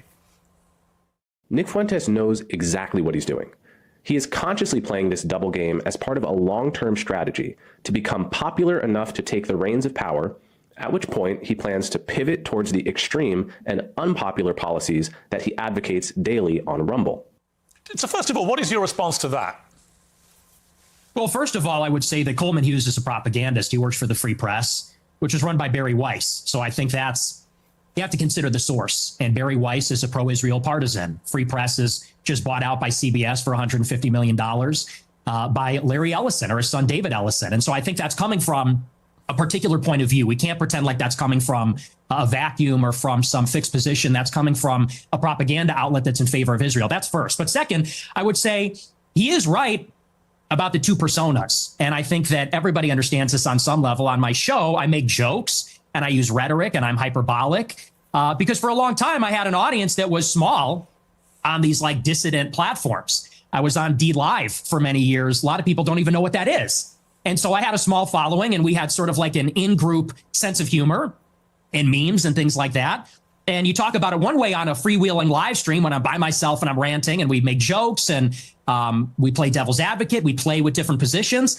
But then when you sit down in an interview like this one and people ask me a good faith question, what do you actually believe? Well, then I clarify and I say, well, here I'm not joking. Here I'm not being hyperbolic. I'm not being rhetorical. I'll tell you precisely what I believe. As far as this idea that I'm going to get power and then turn into Hitler, that just sounds totally insane to me. I'll be honest. It just sounds insane. Yeah, you heard this prick, right? He said people say he got two personas, what he do. That's what he said. He said, well, I do. On my show, you know, we joking, we have fun. Oh, so the bullshit that we finna be about to hear right now is you joking on your show of your punk ass, you little fucking prick, having fun, you piece of shit. Okay, I want y'all to remember that he said two personas. And on the show, he be serious and he could answer the questions. Piece of shit. But on your show, you do the most. Let's continue, y'all. Aspirations for political power? Not really. I think that if I wanted to run for office, I wouldn't say a lot of the things that I say. I don't know that a lot of people would vote for me. I tend to offend everybody, even a lot of people that like me.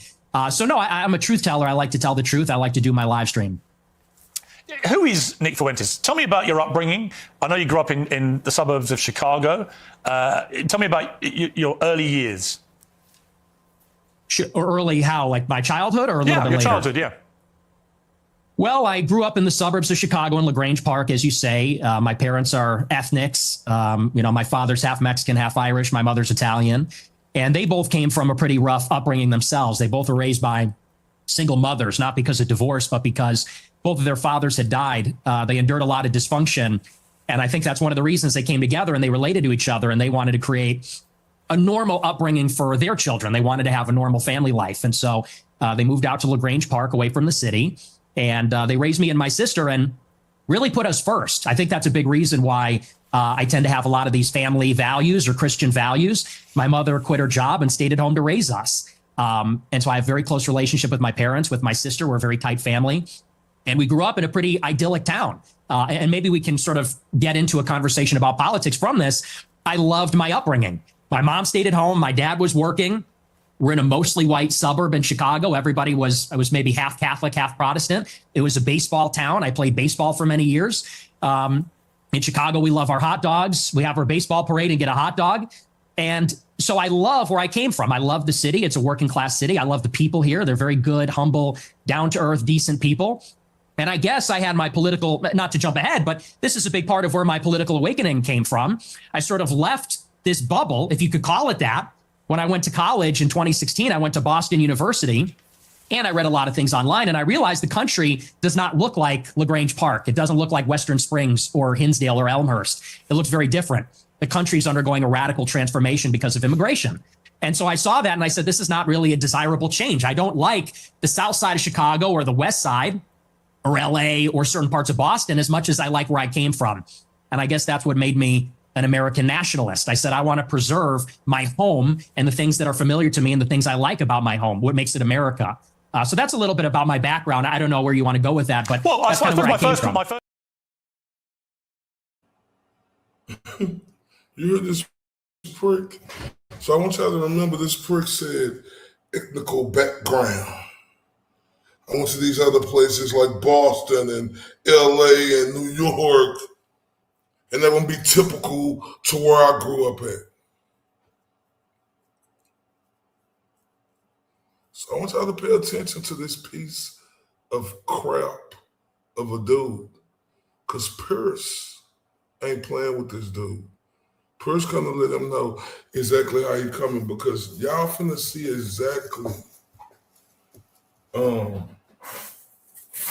the reason why we finna make sure we pay heavy attention to this guy, because he is out of control, right? And it's a damn shame. Let's get to the next one.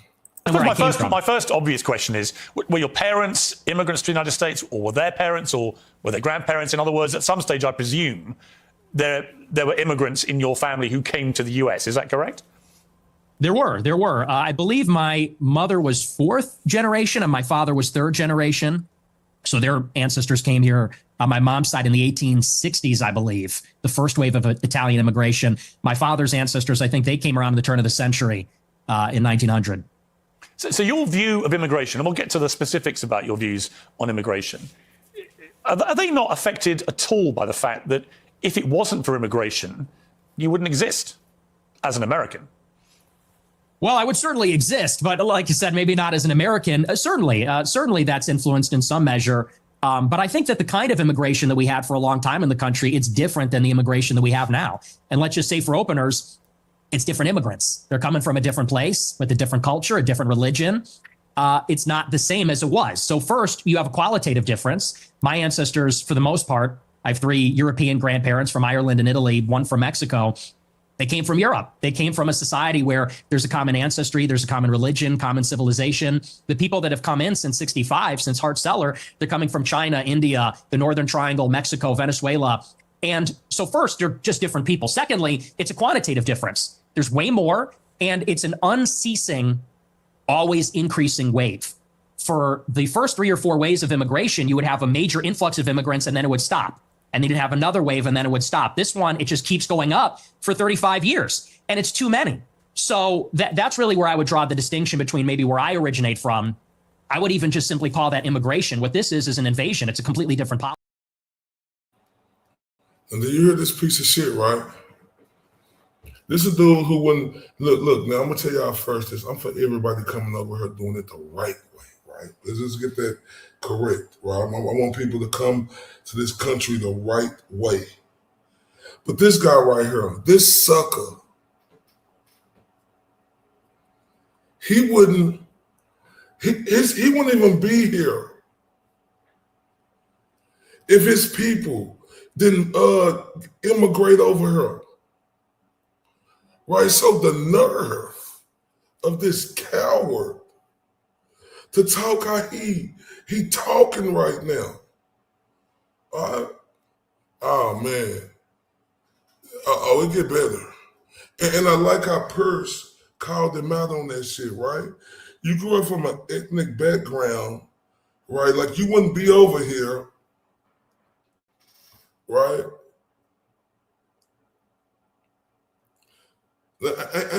You know, and that's true. So with a guy who know his parents came over here like that, when you think a prick like him, right, will seek to how to try to make change to make it better, right? Right? Yeah, I speak good English. Goodbye. How about that? How about that? Is that English good enough for you, sir? The fuck out of here. Right? He said, like when you think a guy like him who parents got over here like that, right, would, yeah, pretty good, would advocate to try to make change to get it better, but he talking against it. Let's continue. It's heating up. All right, but you mentioned Mexico in that list, and your father is half Mexican. So, yeah, I mean, by your criteria, part of the invasion would include your father, presumably, and his immediate descendants who came from Mexico. Not really true, because when my father's ancestors came here, it was a small fraction of the total immigrants that came from Mexico. I don't believe that we should have zero immigrants forever, or even zero immigrants from non-white countries. But you have to draw the distinction. My father's father, he was here in the 40s and 50s. It was his parents, or I believe either his parents or grandparents, that came here even earlier. Up until 1965, 90% of the immigrants were coming from Europe. I have no problem with that. If we have 10% of them coming from Mexico or Latin America, maybe that's reasonable, but that's not what it is now. Now you've got 10 million illegals in 4 years under Joe Biden, and you got millions more legal immigrants from China, India, Venezuela, El Salvador. And it's so many with no break for assimilation, and they're all from non-white countries. It's transforming what America is. And again, that's the distinction. That's what makes it unacceptable. I always believe everybody's a product of their environment. Right? I've interviewed thousands of people. Maybe 3,000, 4,000, 5,000 people from all different walks of life. But the one common theme I would say is everyone's a product of their environment. And everyone a product of their own environment, straight up, Purse. But didn't Purse just ask this cocksucker, right, that your people wouldn't be over here if they went, oh, no, that's not true, it's just a fraction. Motherfucker, don't tell me that it's a fraction, you coward. You talking down on it, but you prick, you fucking smush face. You wouldn't even be over here if your parents didn't do that. And stop talking about white country, bro. This is American country, the land of the free. Right? Like that type of talk right there. Right? And y'all, this is going to be a little longer, 4-minute clip, because it's heating up. Right? And this dude right here is such a joke, but purse on his dumb ass. I appreciate everybody. Appreciate that. Yeah, I make my environment a product. Yeah, talk that shit pretty cool. Everyone's a product of their environment. And I was reading some stuff about you in the last few days. There was an episode of your podcast where you talked about your father, Bill Fuentes, and how he wouldn't take the family, including you, to certain restaurants because he believed they were associated with African Americans. We would be deciding where to go to eat, you said. What are we going to do for dinner tonight? It was a running joke. Me and my sister would say Applebee's, and my dad would say we would never eat at Applebee's. Not in a million years should you be caught dead, Fuentes said about Applebee's. Go to a different restaurant, a local restaurant. No Applebee's, no Red Lobster. That is commonly known as black fare. And you also shared another story about your family and restaurants. It said, before me and my sister were born, my family had a saying about Olive Garden that contains the N-word that we're not allowed to say. So my question, based on that anecdote that you say on your own podcast, is do you think you grew up in a racist environment, that your father was inherently racist, and that thought process moved to you? Well, I would say it's a new low. I've been attacked for being a racist many times, but to attack my father, to attack my parents based on anecdotes, I would say that's sort of a new low. Hang on, it's your anecdote. Yeah, but he's not here to defend himself. You are. And my parents are. You told the story. And I will. And I'll I'm not trying to ambush you. Them. As I said at the start, Nick, to be clear. No, it's not an ambush. Nick, to be clear, I think I'm everybody not understands. ambushing you. I'm literally reading an anecdote that you revealed on your podcast. It's you that's put it in the public domain. I know. I'm simply asking you whether my assessment of that, which is that your father didn't want to take you to certain restaurants because of what you refer to as, they were commonly known as black fare, whether that attitude to African Americans in that instance permeated to you. It's a reasonable question. Yeah, no, like I said, I think everybody knows what that is, but I'll address it. I'll engage with it, and I'll defend my father from the charge of racism. Sure. No, my parents are not racist, and they've never been racist. I'll tell you about my parents. They used to have a school in Chicago in the South Loop where they instructed people on how to shoot firearms. It was a security school, and most of the clients were black. And I believe actually one of their clients was Larry Hoover's son at one point, sort of a funny story. And so most of their clients would come in from the South Side of Chicago. My grandmother, she grew up in the projects in the city. And so my family being in Chicago, being ethnics, being Italian, Irish, Mexican in the West Side on Taylor Street, all over the city. My family for many generations have lived near and around black people. And look, my views about black people and their views about black people are shaped with experiences with black people. And what they will tell you, what my parents would say if they were here, is that for many, many years, the older generations of black people were very respectful, very humble, very decent. In fact, my grandma used to have an anecdote. She grew up in a lot of dysfunction. Her mother was mentally ill, and they would be having dinner in the projects, and there'd be so much chaos and dysfunction and disagreement and fighting. And she would look across the way out the window at a black family in the other apartment, and they'd be holding hands around the table saying grace. And this is sort of the culture that used to prevail. But now what you have in the city is that there's no accountability for the black people. And now Chicago has become a complete dump because these teenagers go out and they take over the city. They call them teen takeovers. That's the euphemism for it. They're teenagers, but they all come from the same neighborhood. They drive up there and they mug people and attack people and they destroy cars and destroy shops. We had the Festival of Lights a couple of weeks ago. It's supposed to be a family event.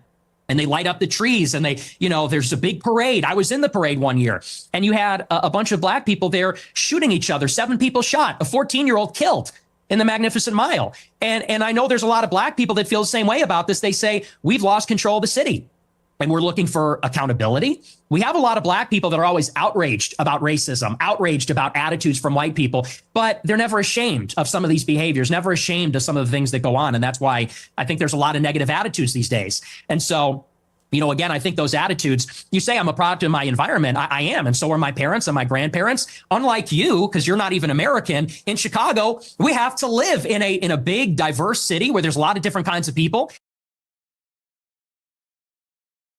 Did you hear this piece of crap, right? This son of a bitch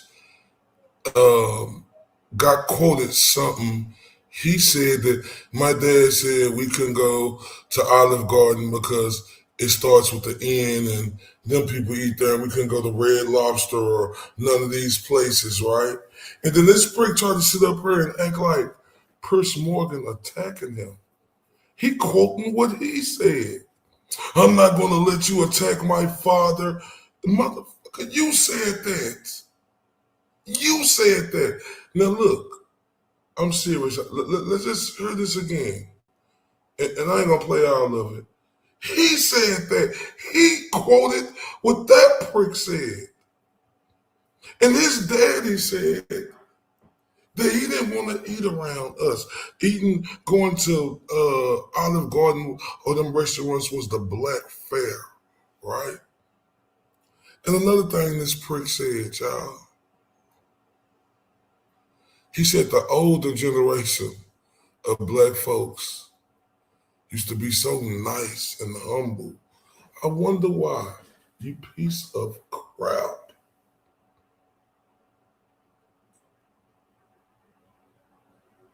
It's just like saying, oh, when we used to be able to own them, they was good girls and boys.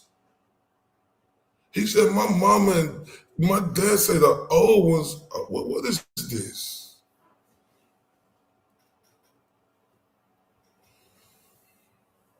This is some of the most filthiest shit I done heard somebody say. And since I heard, I'm just gonna go to the next clip. This is some of the most filthiest shit I heard somebody say, man. No cap. No cap. And let's go to the next one because Purse on this top. I live in London. It's one of the biggest and most diverse cities in the world. But it's not the same. Well, actually, it's a big, diverse city. The only difference is we don't have the gun violence because we don't have guns. That's a whole different story. I don't want to get into that with you. I have got into that before. You got in America. a knife problem. You got sword problems. We have problems with Aladdin. We have problems with violent crime. I make no pretense of it. So the idea that somehow I'm cosseted in London because I'm not in Chicago. I didn't say that. Well, you kind of implied it. But I guess my point about the environment, I'm not saying you are a product of your environment. I'm saying most people are in some capacity. When I read that anecdote, which just to remind you, it's not something I have put out there. You told this story, right? And you said that you said this. We're looping. You said this already. But you haven't really directly, I think, responded to it, which is whether your father would not take you to certain restaurant chains because he associated them with black Americans. Is that true? No, well, see here, if you're in America, you would say that Olive Garden is not real Italian food. Applebee's, TGI Fridays, this stuff is a load of crap. My dad was just a food snob, but no, it's got nothing to do with that. My best friend in first grade was a black guy. We're not a racist family. So okay. So when you told the story, I'm just curious. So when you told that anecdote, which clearly on the face of it is racist, right? You're basically saying your father made racist decisions about where you would go as a family to eat. Are you saying? No. Well, I'm just going to ask you a question. Are you saying that when you told that story, you didn't mean to infer that he was racist? And do you understand why when somebody like me reads that anecdote for the first time, as I did this week, I reach a different conclusion? Well, I understand what you're doing, which is a sort of making of a murderer. How did he become racist? Well, his father didn't eat an Olive Garden because he said that's not real Italian food. Hang on, can I? What's with the interruptions? Can I explain? I'm literally reminding you of something you said on your show, which led me to conclude a certain thing. If I'm wrong, tell me. Yeah, it was said in jest as a humorous anecdote, and now you're trying to spin it into a narrative, which is his parents are racist. He comes from a long line of racists. And I think everybody knows my parents are boomers. And these people come, well, you're a boomer, I guess, too, in a way, 60. right? You were born in what, 19? Yeah, so you're a boomer also. Or maybe you're a Gen Xer. I suppose it's sort of on the cusp. But it's a humorous anecdote. These are kind of the attitudes of baby boomers in society. But you're trying to spin it into a narrative, which is you're a product of your environment. Your dad's racist because of this joke. Now you're a racist. And I don't think that's a fair characterization. Okay. Hey, shout out to Keisha. Yeah, man, we're going over this coward. Nick Fuentes, right? Did y'all just hear this prick? And Pierce Morgan said, no, it seemed like you won't answer my question. But you said this in there about your racist daddy, right? Who raised you to be a racist. You said your daddy said that going to these restaurants was like the black fare. You piece of... Oh.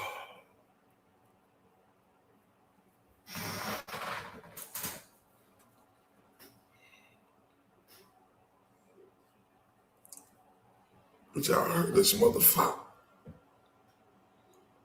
Then he say Purge trying to twist it around, like quoting what the fuck he said?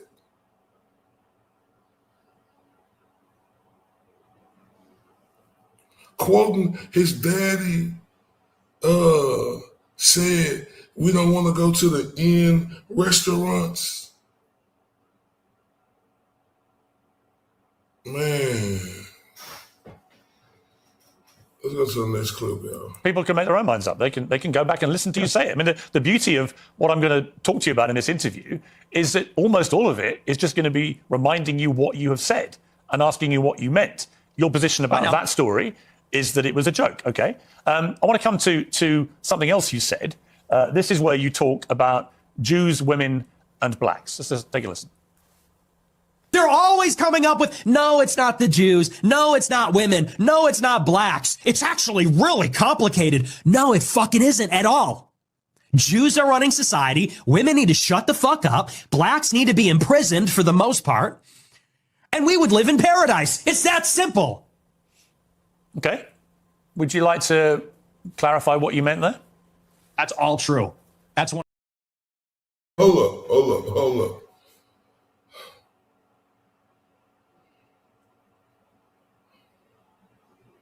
Did y'all hear this motherfucker? Blacks should be in prison for the most part. Women should shut the fuck up. Do y'all hear him? Let me go and play it now.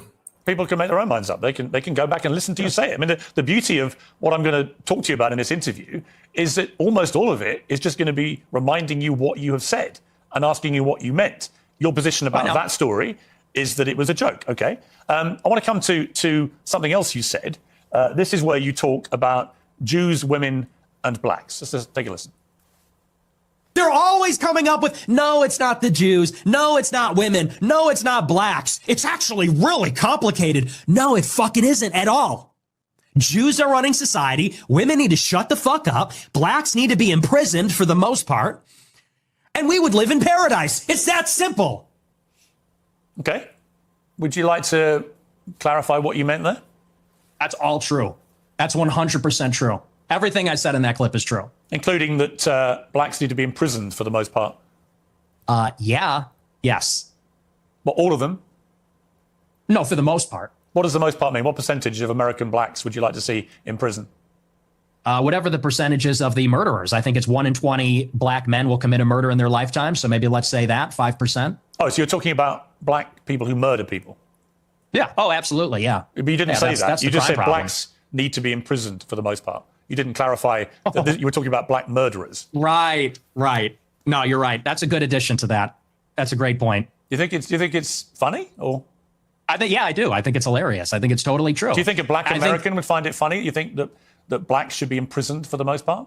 Blacks are my biggest fans. I get high fives all the time. They say, Nick Fuentes, I love your show. They agree with me. And you want to know why? Here's the difference. Black people are the most victimized by other black people. You think black people want to live in the hood and the ghetto and get shot all the time? That's what happens in the south side of Chicago. You should come here. I'll take you there. We could go to Garfield Park. My son went to Chicago University for a year, actually, several years ago. Yeah, that's a bubble. That's a bubble. You think you're in Chicago and Hyde Park? You don't know Chicago. Go a little bit west, see what it's like over there. And I'll tell you, black people agree with me because they're tired of it too. And maybe not most of them, but a lot of them agree with what I say about that because they know how it is. That's why the first thing they do when they make a little bit of money is they go and leave to another neighborhood. Okay, so what was just remind me again, the percentage of black men who commit murder in America. What was the percentage you gave me? It's 1 in 20. 1 in 20. It's 1 in 100. No, it's 1 in 20. No. Less than 1 in 100 black US men commit murder. That's the most up-to-date crime statistics in America. That's not true. I've seen other statistics. They say 1 in 20 will eventually commit a murder. So your rate means that you're saying that 5 times as many black men commit murder as the official crime statistics say? Yeah, there's a report, I believe, on X by Data Hazard. I'll have to go and double check that for you. But yes, there's some pretty shocking evidence that says that it's far more alarming than you would think. Okay, but you would accept that the official crime statistics are 1 in 100? Or you wouldn't accept that statistic? I don't know. I don't have it in front of me, but I've seen other evidence. Like I said, Data Hazard on X, I believe, produced a report about a year ago. It said 1 in 20. But he said Jewish should run the world, right? The Jewish Americans, that's what he's saying, should run the world. Women should shut the fuck up, and blacks should be in prison for the most part.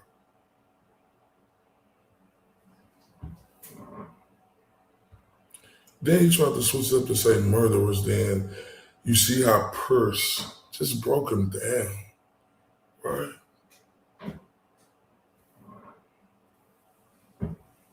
Broke him down. That's how this guy really feels. He said, yeah, women, shut the fuck up. That's what he said. This corruption. There's some shit that need to be took down. Oh, it gets, man, Paris is great. It get darker, y'all. This an ignorant dude. A lot of white people commit murder too. Well, they do, don't they? Okay, but it's about proportionality. I mean, white people are 65% of the population. Blacks are 13%. Mm-hmm. And I think anybody would tell you that more black people proportionally. You see that? It's a proportionality. Damn, you sucker. He want to just make it like it's just black folks. But then he said it's a proportionality when it come to white folks. This ignorant bitch. Man, I'm sorry, y'all. Let's get to a lot of white people commit murder too. Well, they do, don't they? Okay, but it's about proportionality. I mean, white people are 65% of the population. Blacks are 13%. Mm-hmm. And I think anybody would tell you that more black people proportionally commit violent crime than white people. And people vote with their feet. People would rather pay a much higher property tax. Most mass shootings. What's with the interruptions? I'm sorry. Thank you. I appreciate that. You know, you look at in Chicago, in New York, these neighborhoods are so stratified. People would rather pay a high tax rate. They'd rather pay a much higher property value to live in a less diverse, less black neighborhood because they don't want to live around the violence. And I think that when you look at even on the public transit, the subway, the blue line, you know, people don't want to go there because they know who occupies and menaces the public transit. It is these people like Daniel Penny had to deal with. It's people like Irina Zarutska had to deal with. And that's just the uncomfortable reality. You've also said you don't want to live near black people. Let's take a listen to this clip. I'm a new generation of white person. I'm not living around blacks. Sorry. You know, I want white kids, and I don't want my white kids bringing home black people to marry. It's racial for me. And call me racist. Oh, very Christian of you. I don't give a fuck. I mean, it couldn't be clearer, really, unless you want to say that's another of your jokes. But you're basically saying, yeah, I'm a racist, aren't you? Yeah, I'm fine with that. You're fine with saying you're a racist? Totally. I think everybody's racist. I think everybody, if we're being honest, is racist. I think everybody, the only people that aren't racist or pretend not to be are white people to their detriment. Everybody else is racist. But earlier in the interview, you got aggrieved at the idea that your father was a racist. You wanted to make emphatically because sure my father's. He's not. Because my father doesn't share my same views on that. So he's the exception to everyone's a racist. Well, everybody's a little bit racist. You're right. So maybe everybody. The difference is you're attacking my father. You know, he can get fired from his job. I'm not attacking your father. You are. No, I'm not. I don't know your father. And to be clear, I have no knowledge about him at all. Well, then let's leave him out of it. Let's leave him out of it if you don't know him. Hang on, Nick. You put that story into the public domain on your show. I'm simply reminding you of what you told everybody, millions of people, about your father. If you now want to retract it, fine. If you want to say it was a joke, which is what your position was earlier, fine. But I'm allowed to put to you things you've said publicly. That's not unfair. That's not me targeting your father. You put that story about him out there. You know what you're doing. You know what you're doing. I'm asking you about a pretty shocking anecdote, which to me looked like you were saying your father made decisions about where you as a family would eat based on skin color of people who worked at these places. If you say, or use them, if you say that is not what you meant, that's fine. You can respond any way you like. But the idea I can't ask you about it without you saying I'm attacking your father is ridiculous. Well, you are, and you know what you're doing. And there's a political culture in America where if you have the wrong views, you get fired from your job. And my father has a job. And if you go on here and say you charge him with racism or something, and I'm put in a position where I don't look like I'm sticking to my guns if I don't say my father's a racist, you're putting him in jeopardy. And he's not here to defend himself or explain his views. And it's very low. And I think you know exactly what you're doing, and people can see what you're doing. I'll defend my views. And I think that, so let's leave him out of it. Let's just not talk about my father because my father isn't here. I'm here. Okay, well, then do you accept that you shouldn't talk? Okay, listen, that's fine. But then do you accept you shouldn't talk about your father on your show? And you shouldn't tell... Absolutely not. Absolutely not. So it's fine for you to put a story out there which would make most people who listened to that story or watched it at the time on your show conclude that he was racist. It's fine for you to do that. But if I then ask you about it, I'm the one who's being unfair and I've crossed a line. Is that what you're saying? Yes. Okay, yes, you're being malicious. Okay, that's fine. Like you said, he is brazenly atrocious in his rhetoric. All right. Let's not talk about my father.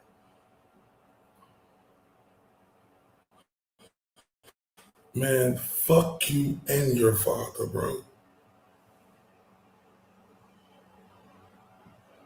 You talk about a whole fucking community of black people, then you almost start crying because he quoted you on what you said about your father, and then you say it's not okay when you put it out there publicly, you piece of shit.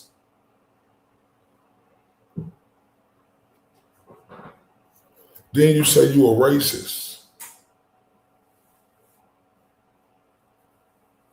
Right? Then you say you don't want to see no other come to you. You're a white. No, you're not. You're Mexican too, buddy. You're Hispanic too, buddy.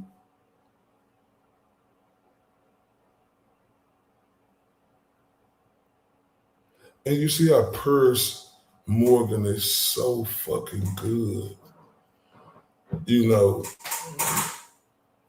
at paying attention.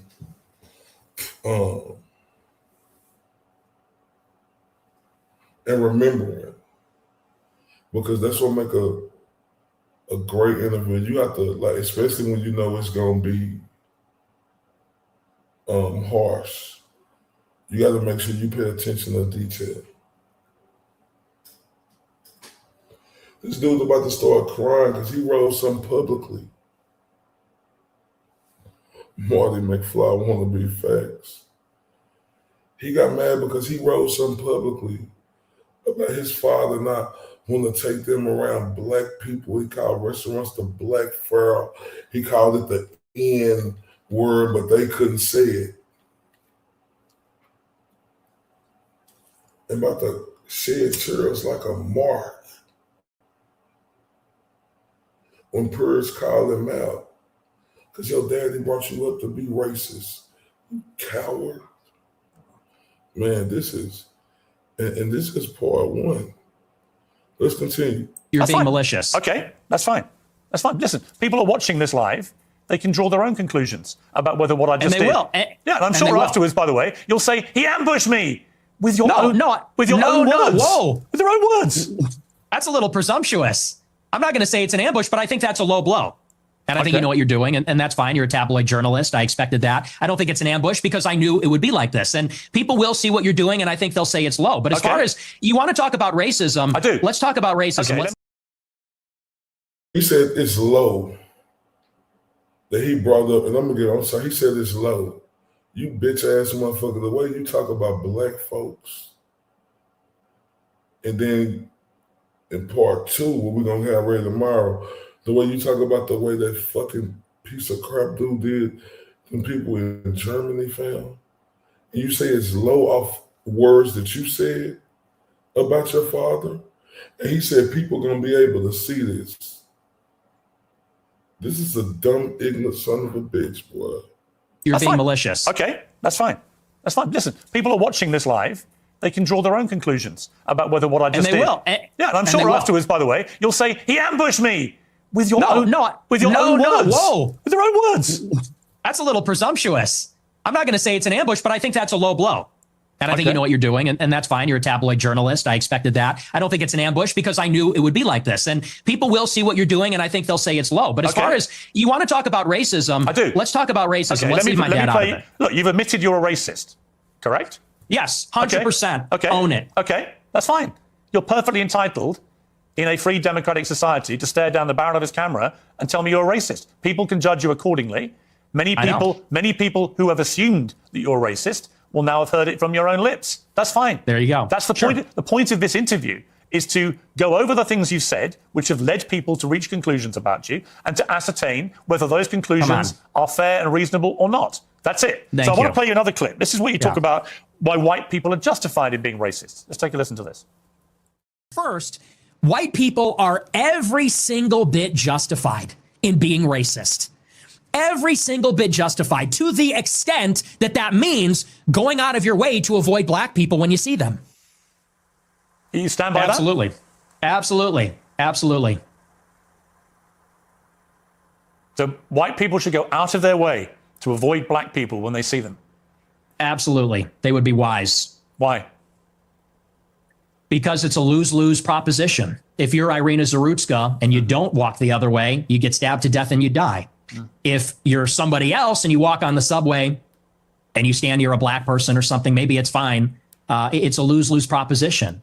So no, I think that white people have been beaten into submission, that we're afraid to tell the truth about it. And the truth is that when you go into these major cities like New York or Chicago, I believe she was in North Carolina, there is a menace, which is young, black, adolescent men. They're extremely violent. And we have been told that we have to pretend like they are every other person. We have to be colorblind to that. And we're supposed to go and be in the midst of all this danger. And I think that at this point, it's gotten out of control. You look at the BLM movement, they said that the reason that black people, are violent, or the reason there's crime, is because of police brutality or redlining or all these other things. They said we need to get rid of the police. We need to defund them. And a lot of cities did. A lot of cities like Chicago, for example, the police changed the rules of engagement. They don't chase them. It's not a felony if you steal a certain amount of merchandise. They won't chase them on foot. And now the city's totally up for grabs. And now whether you're in the Gold Coast or whether you're on the Mag Mile or you're in the worst neighborhoods in the city, you might get shot, you might get mugged, someone might run up on you. And I tell my followers, it is better to be perceived as racist or racist and walk the other way and maybe keep your life than to say, I'm a good anti-racist. I don't mind that this person's making me uncomfortable. Maybe he's looking a little froggy. I'm going to sit down because I'm a good person and get stabbed, mugged, whatever. And by the way, this is a strategy. They call it the friendly stranger. There's a crew of them. They do this in Chicago. They stand outside bars, black people. They approach strangers. It's a robbery crew. And they pretend to be a friendly stranger, and then they mug them. And stupid white people say, oh, hi, yeah, nice to meet you. You know, they grin, they laugh, they put up with the nonsense, and then they get mugged, or worse.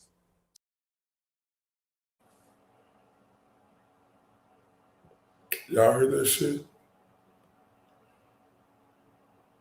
He said white people, the only people who got the right to be racist.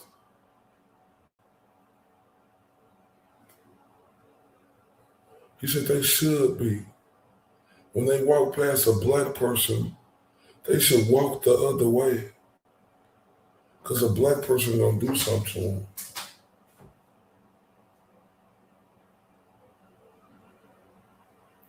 He said, yeah, I'm going to just play the little first part again. Just watch this. It's a little first part. You're being malicious. Okay, that's fine. That's fine. Listen, people are watching this live. They can draw their own conclusions about whether what I just did. And they will. Yeah, and I'm sure afterwards, by the way, you'll say, he ambushed me with your own words. Whoa. With your own words. That's a little presumptuous.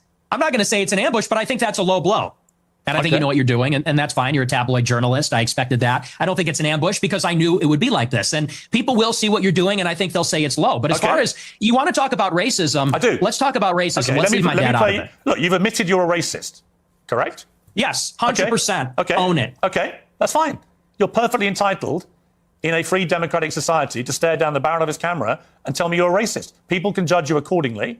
Many people who have assumed that you're racist will now have heard it from your own lips. That's fine. There you go. That's the point. The point of this interview is to go over the things you've said, which have led people to reach conclusions about you, and to ascertain whether those conclusions are fair and reasonable or not. That's it. So I want to play you another clip. This is what you talk about why white people are justified in being racist. Let's take a listen to this. First, white people are every single bit justified in being racist. Every single bit justified, to the extent that that means going out of your way to avoid black people when you see them. You stand by that? Absolutely. So white people should go out of their way to avoid black people when they see them. Should go out their way to avoid black people when they see them.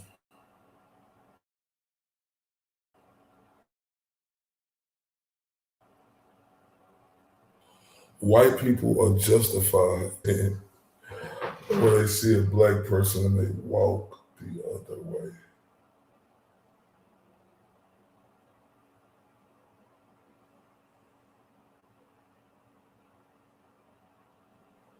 Oh, let's go to the next. It's a little long. Of course. Let's go to it. Sometimes they get executed. And so as a white person, how do you feel about mass shootings at school? I think they're bad. Who do you think commits the vast majority of the mass shootings? I'm sure it's white people. Right. So how do you feel about that? I think that white people do more antisocial violence. I think black people participate in more gang violence. I think that's the difference. What's the difference to the victims? There's no difference to the victim, but it's a different kind of crime. And it's a different proportion also. Do you know what percentage of white people are school shooters? I know that the vast majority of mass shootings in schools in America this century were perpetrated by young white men. And I'm what proportion? I'm curious whether your advice would be to people who have kids in these schools. Is my mic working? What proportion? Should they avoid white people at school? Should people with the kids at school avoid young white men at school? No. Okay. Do you know what per capita means? Do you know proportionality? There are more black people proportionally that engage in violent crime or are involved in gangs, especially in these major cities, than there are white people that are school shooters compared to the entire white population. And everybody understands that. Two-thirds of mass shootings at school perpetrated by white people. But what proportion of white men commit school shootings? That's the question. I've just told you. It's 60 to 65% of school shootings by white people. You're telling me what proportion of school shootings are committed by white people. I'm saying what proportion of white people have committed school shootings. Are you playing dumb or are you just not that smart? What difference does that make to the children lying dead on the ground? See, now you want to jump on the victims. The difference is you're asking, would you fear white people or black people? And that's the difference. The difference is what I'm saying to you is by your logic, if we now have agreed that the vast majority of mass shootings in schools are committed by white people and predominantly young white men, then presumably your advice would be to avoid young white men because they perpetrate these massacres. But it won't be because they're white, right? So are you playing dumb or are you actually dumb? Maybe it's I'm about dumb. proportionality. Maybe I'm dumb. You are because you're, well, I don't think you are dumb. I think you're smart actually, but you're deliberately avoiding per capita. And everybody knows that's the difference. What proportion of white men are school shooters? It's probably 0.00001%. What proportion of black men have committed violent crimes? It's probably like 5%. I don't know what it is off the top of my head, but it's very high. And I would add to that, even as it concerns schools, why do you think parents pay a super high property tax to live in a school district where there's white people? Because they know that if they go to the black school, it's going to be the Bloods and the Crips. It's going to be gangs. It's going to be, you talk about school shootings. Nobody talks about all the school shootings that are committed by gangbangers in and around the school and all the other violence that's associated with that. I mean, these schools in the south side of Chicago, it's just not livable. I have an answer for you, Nick. So the proportion of the population who carry out mass shootings is actually the same. For black and white. For white people, the proportion of the proportion again, of the population. are you hearing it? No. I think the trouble with your statistics is a lot of them don't bear much scrutiny. We have a bunch of fact checkers checking all this in real time because you do have a tendency to just come out with a lot of old baloney. And when you say, okay, well, it's true. And when you're confronted with reality, you don't like it. What's the figure? What proportion of white people have committed school shootings? With white people as the denominator and white people that have committed school shootings as the numerator, what's that percentage? For both black and whites, the proportion of the population who carry out mass shootings generally is about the same. No. Tell me the number, and then the only focus of your attention is the black shootings, the black crime. You don't want to live around black people. You want to avoid black people. You don't want interracial marriages or relationships that may produce black people. And yet, when I point out to you that there are many parts of crime in America where actually there's a majority of white people that perpetrate them, you don't care. You don't have any interest in that. It doesn't exercise your mind. Maybe because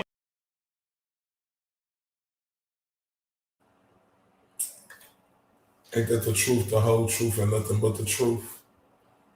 Like he said, what about school shootings? Everybody know we're seeing a white person And it ain't the point, it's just the truth. Why he couldn't answer that? He want to go per capita. What?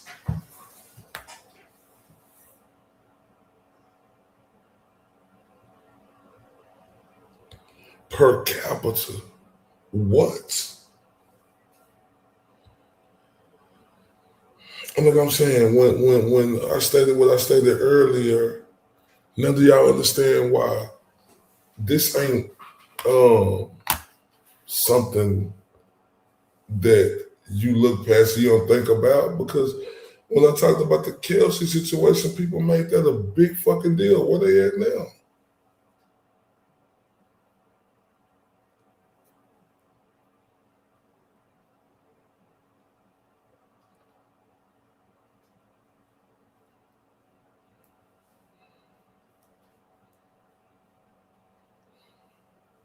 Told me I was paying, I was doing this. Same people all the time. Then they said this ain't fucking, man. Let's go to the next one, y'all. Maybe because actually there's a majority of white people that perpetrate them. You don't care. And yet, when I point out to you that there are many parts of crime in America where actually there's a majority of white people that perpetrate them, you don't care. You don't have any interest in that. It doesn't exercise your mind. Maybe no one's buying this. This kids. argument lost. No one is buying this. Everybody understands per capita, and people can even see what you race ahead and say, well, we're comparing the proportion of white and black school shooters. I said, no, compare the proportion of school shooters that are white versus violent criminals that are black, because that was the basis of the monologue, is that you're very likely, if you encounter black people or a young black man in the city, that you're going to be the victim of a violent crime, of a robbery, a mugging, a car theft, a carjacking, or a murder. That's the difference, and it's about proportionality. And everybody sees past that because we all live in reality. You want to talk about product of your environment? People that live in New York, Chicago, LA, we live in reality. We live in this environment and we see what it's like. And the threat, the danger in terms of probability it's not even comparable. And I would say this to your point.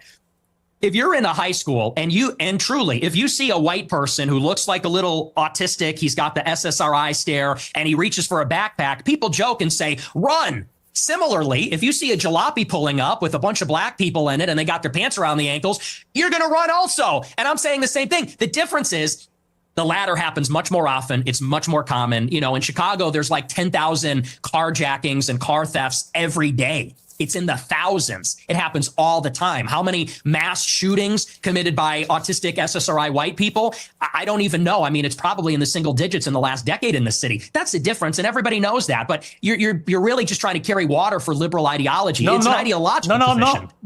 I'm really not. I can absolutely say, yes, there is way too much black on black crime, for example, involving guns in Chicago. And black on white also. Yes, but there is way too much gun violence in Chicago.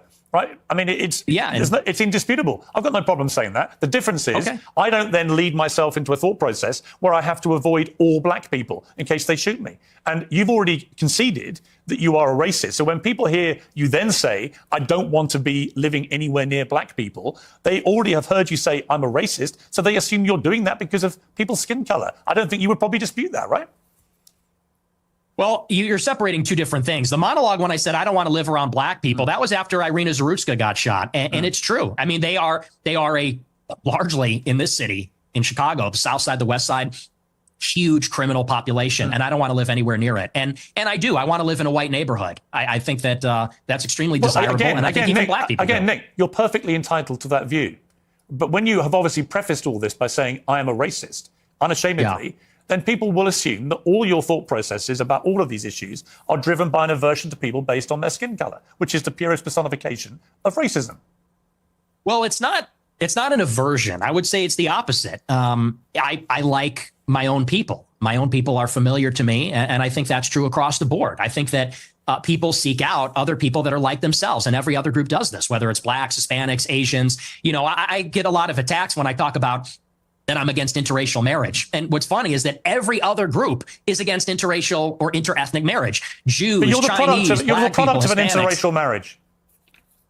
Yeah, I mean, that's debatable. Not Let's really. say for the sake of argument, sure. No, you're the product of an interracial marriage. And your father is part Mexican. You're literally, for the sake of argument, the very person you've just told me you want to avoid. What race is Hispanic? Is that a race? Well, what do you think it is? I'm asking you, what race is Hispanic? Hispanic. Of course it's a race. It's called Hispanic.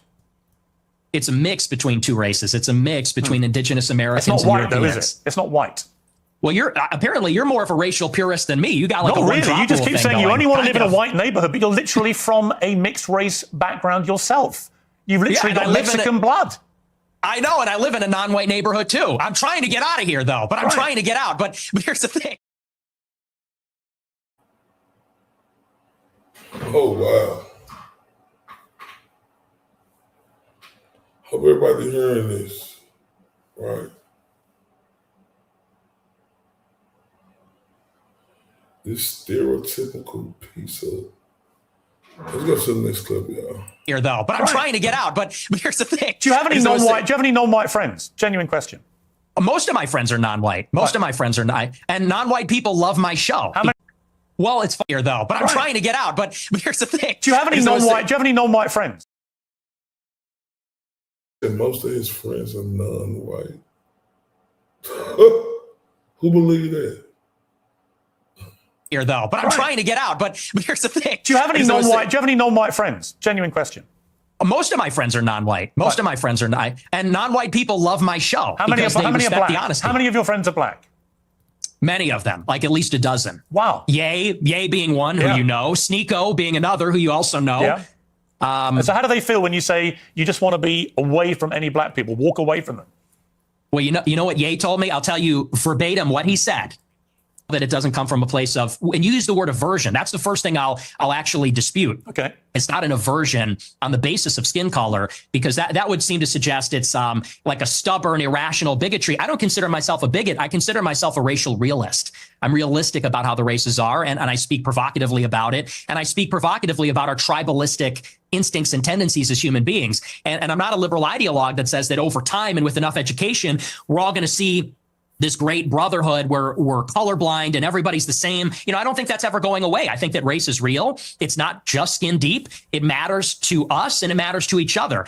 And black people know that, and Hispanics know that, and Asians know that, and people like me that have partial Mexican ancestry, we know that too. And I think on that basis, we can have mutual respect and understanding, not aversion based on skin color. The reason I use the word aversion is you literally said that you should walk the other way if you see black people. That is an aversion to black people based on their skin color.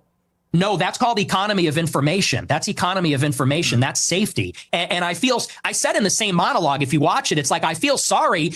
The problem is you clip the 10 seconds. I don't know if you watched the whole show, but in that monologue, I said, most black people are not violent or criminals. I said, and it's unfortunate that we're going to offend them when we turn and walk the other way. I said, but the problem is we don't know. We can't tell. And someone like Irina Zarutska, she sat down in front of a black man with her headphones in and wasn't paying attention because she was being a good liberal and said, I'm not uncomfortable by this. I'm progressive. Then she got stabbed in the neck. And I said, it's unfortunate that you would have to sit behind the black man to be safe. And if he's not violent or schizophrenic, he might be offended by that. I said, but I would rather offend him than die. How many deranged white men have committed atrocious acts of murder in the last 10 years in America?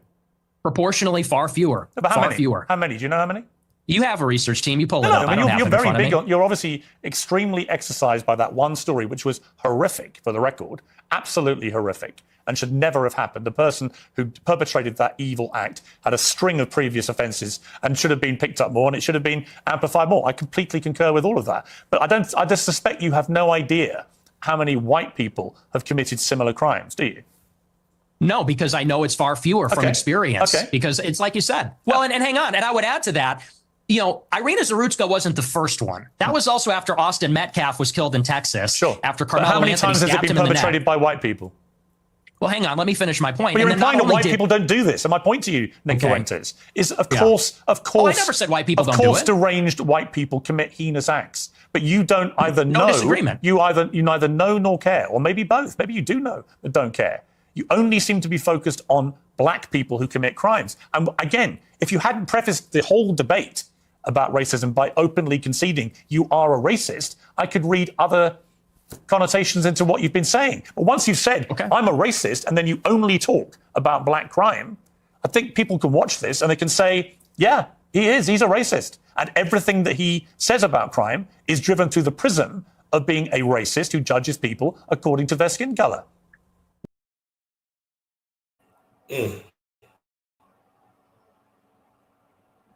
I couldn't say it better. Last clip, my people. Well, it's funny because it's quite on the contrary. And I said this in a similar monologue. You know, the problem is not that I wake up and I walk down the street and I see someone that doesn't look like me and it makes me angry. The problem is there's a pattern of behavior, which we've all seen. Blacks in America have become narcissistic, and they become narcissistic because they've been told they're victims of racism. They're victims of slavery. They've been told, really, there's no accountability. If they're rude, if they're inconsiderate, if they're criminal, they are told that they have no agency for their actions. They're being told, if you act in this way, it's because the white man made you that way. It's because the system's rigged against you. And so we have been telling black people this for a generation, and now there's no rules. Now they go, and what we hate to see as decent people, not even as white people, but decent people, even black people too, what we hate to see is rudeness, obnoxiousness, inconsideration, criminality, violence. And that's that pattern of behavior that we see all over social media. On So the just to body be clear, cam footage, you don't like black people who play the victim and are rude. Is that your position? I don't like that pattern of behavior. And who are narcissists? I see where this is going. Yeah, you're ahead of me. Turn this around on you're me. ahead of me, aren't you? Because when I said, Very clever. what black friends have you got? You said, I am kind of black, aren't I? No, not that. You said, Oh, yay I'm not also. saying you. I'm just saying your choice of black friend is Ye, who is arguably the #1 black victimhood narcissist in America. Do you understand the problem? So he's your friend. He's one of the very few black people you want to be associated with, but he's the epitome of what you just said you abhor about narcissistic black people. I disagree. I disagree with you, and I'll tell you why. Because Ye, if you've ever met him in real life, I have, yeah. Okay, well, then you know. He's nothing but polite, considerate. Actually, he was very rude to me the last 2 times I interviewed him. He's a supreme narcissist, and he's also... You keep interrupting me. You're very rude. Are you black? Because you're being very rude by interrupting me right now. To you. I'm giving you a hard time, but I do want to finish my point. I do want to finish my point about Ye. He is a guy who, when I was with him, wanted to make sure that everybody was heard. Everybody felt included. He's actually a very soft-spoken guy, very polite, and by the way, not violent. When you look at all the rappers that are in the music game, many of them, especially from Chicago, drill rap, they're talking about killing people, shooting people, they gangbang. He notably, if you know about him, he got his start because he was a nerd. He wore a backpack and a polo, and he wasn't a gangbanger. He rapped about his feelings and girls and his dreams and his ambitions. So no, and by the way, he would tell me all the time, he doesn't even feel black. They make him feel not black because he doesn't do those things, because he's soft-spoken, because he's artistic, because he's a bit of a nerd or likes fashion. So I would disagree. He's actually not like that at all. Okay. We're talking he's also a Hitler-loving anti-Semite. And we're going to take a little... Oh. Kanye West. The same motherfucker who went up there when Taylor Swift won Album of the Year, who said, excuse me, but Beyonce had the best album of the year. The same dude who went against the whole Jewish community saying a bunch of stuff about them and whoop-de-whoop and got his shoe pulled. And that's a very nice, you talking about the Kanye who we done seen explode all over interviews to the soft-spoken. Oh, this guy. Man, I love y'all to death, man. And y'all heard how he said that Kanye loved that guy from Germany, that Hitler guy. Boy, part 2. Tomorrow, y'all, hit that like button for me, y'all. Part 2. Tomorrow, or when I get a chance to do it, gonna be lit. And that's why I said, that's why, I felt a certain type of way when that person stated earlier, this ain't nothing to be used to. Oh my God. Unbelievable. But I love y'all. The death loves you pretty kooky, and everybody who was on her, man. See y'all soon. Man, y'all know how I do. Y'all know how I do. I'm on that bullshit again. Let me tell y'all a little story about me. In the boxing world, my name is Mr. IOTBA. The acronyms for IOTBA is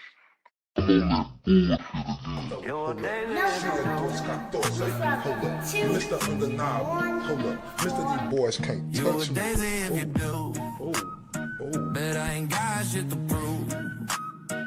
Boo does gold tooth, Lil Bruce, smile sharp enough to choose. Bang, bang, right through your cool. Walking like a rumor with a pulse. Lip curl sweeter than your cold. My eyes say try me and you freeze like salt. Got your huggle, got your huggle. You wanted that smoke, I'm the whole damn stack. Got your huggle, got your huggle. Step up, I'll clear the room. You're a daisy if you do, you're a daisy if you do. R-U-L. All laces in my hand, better bag. Tongue sharp like a tag.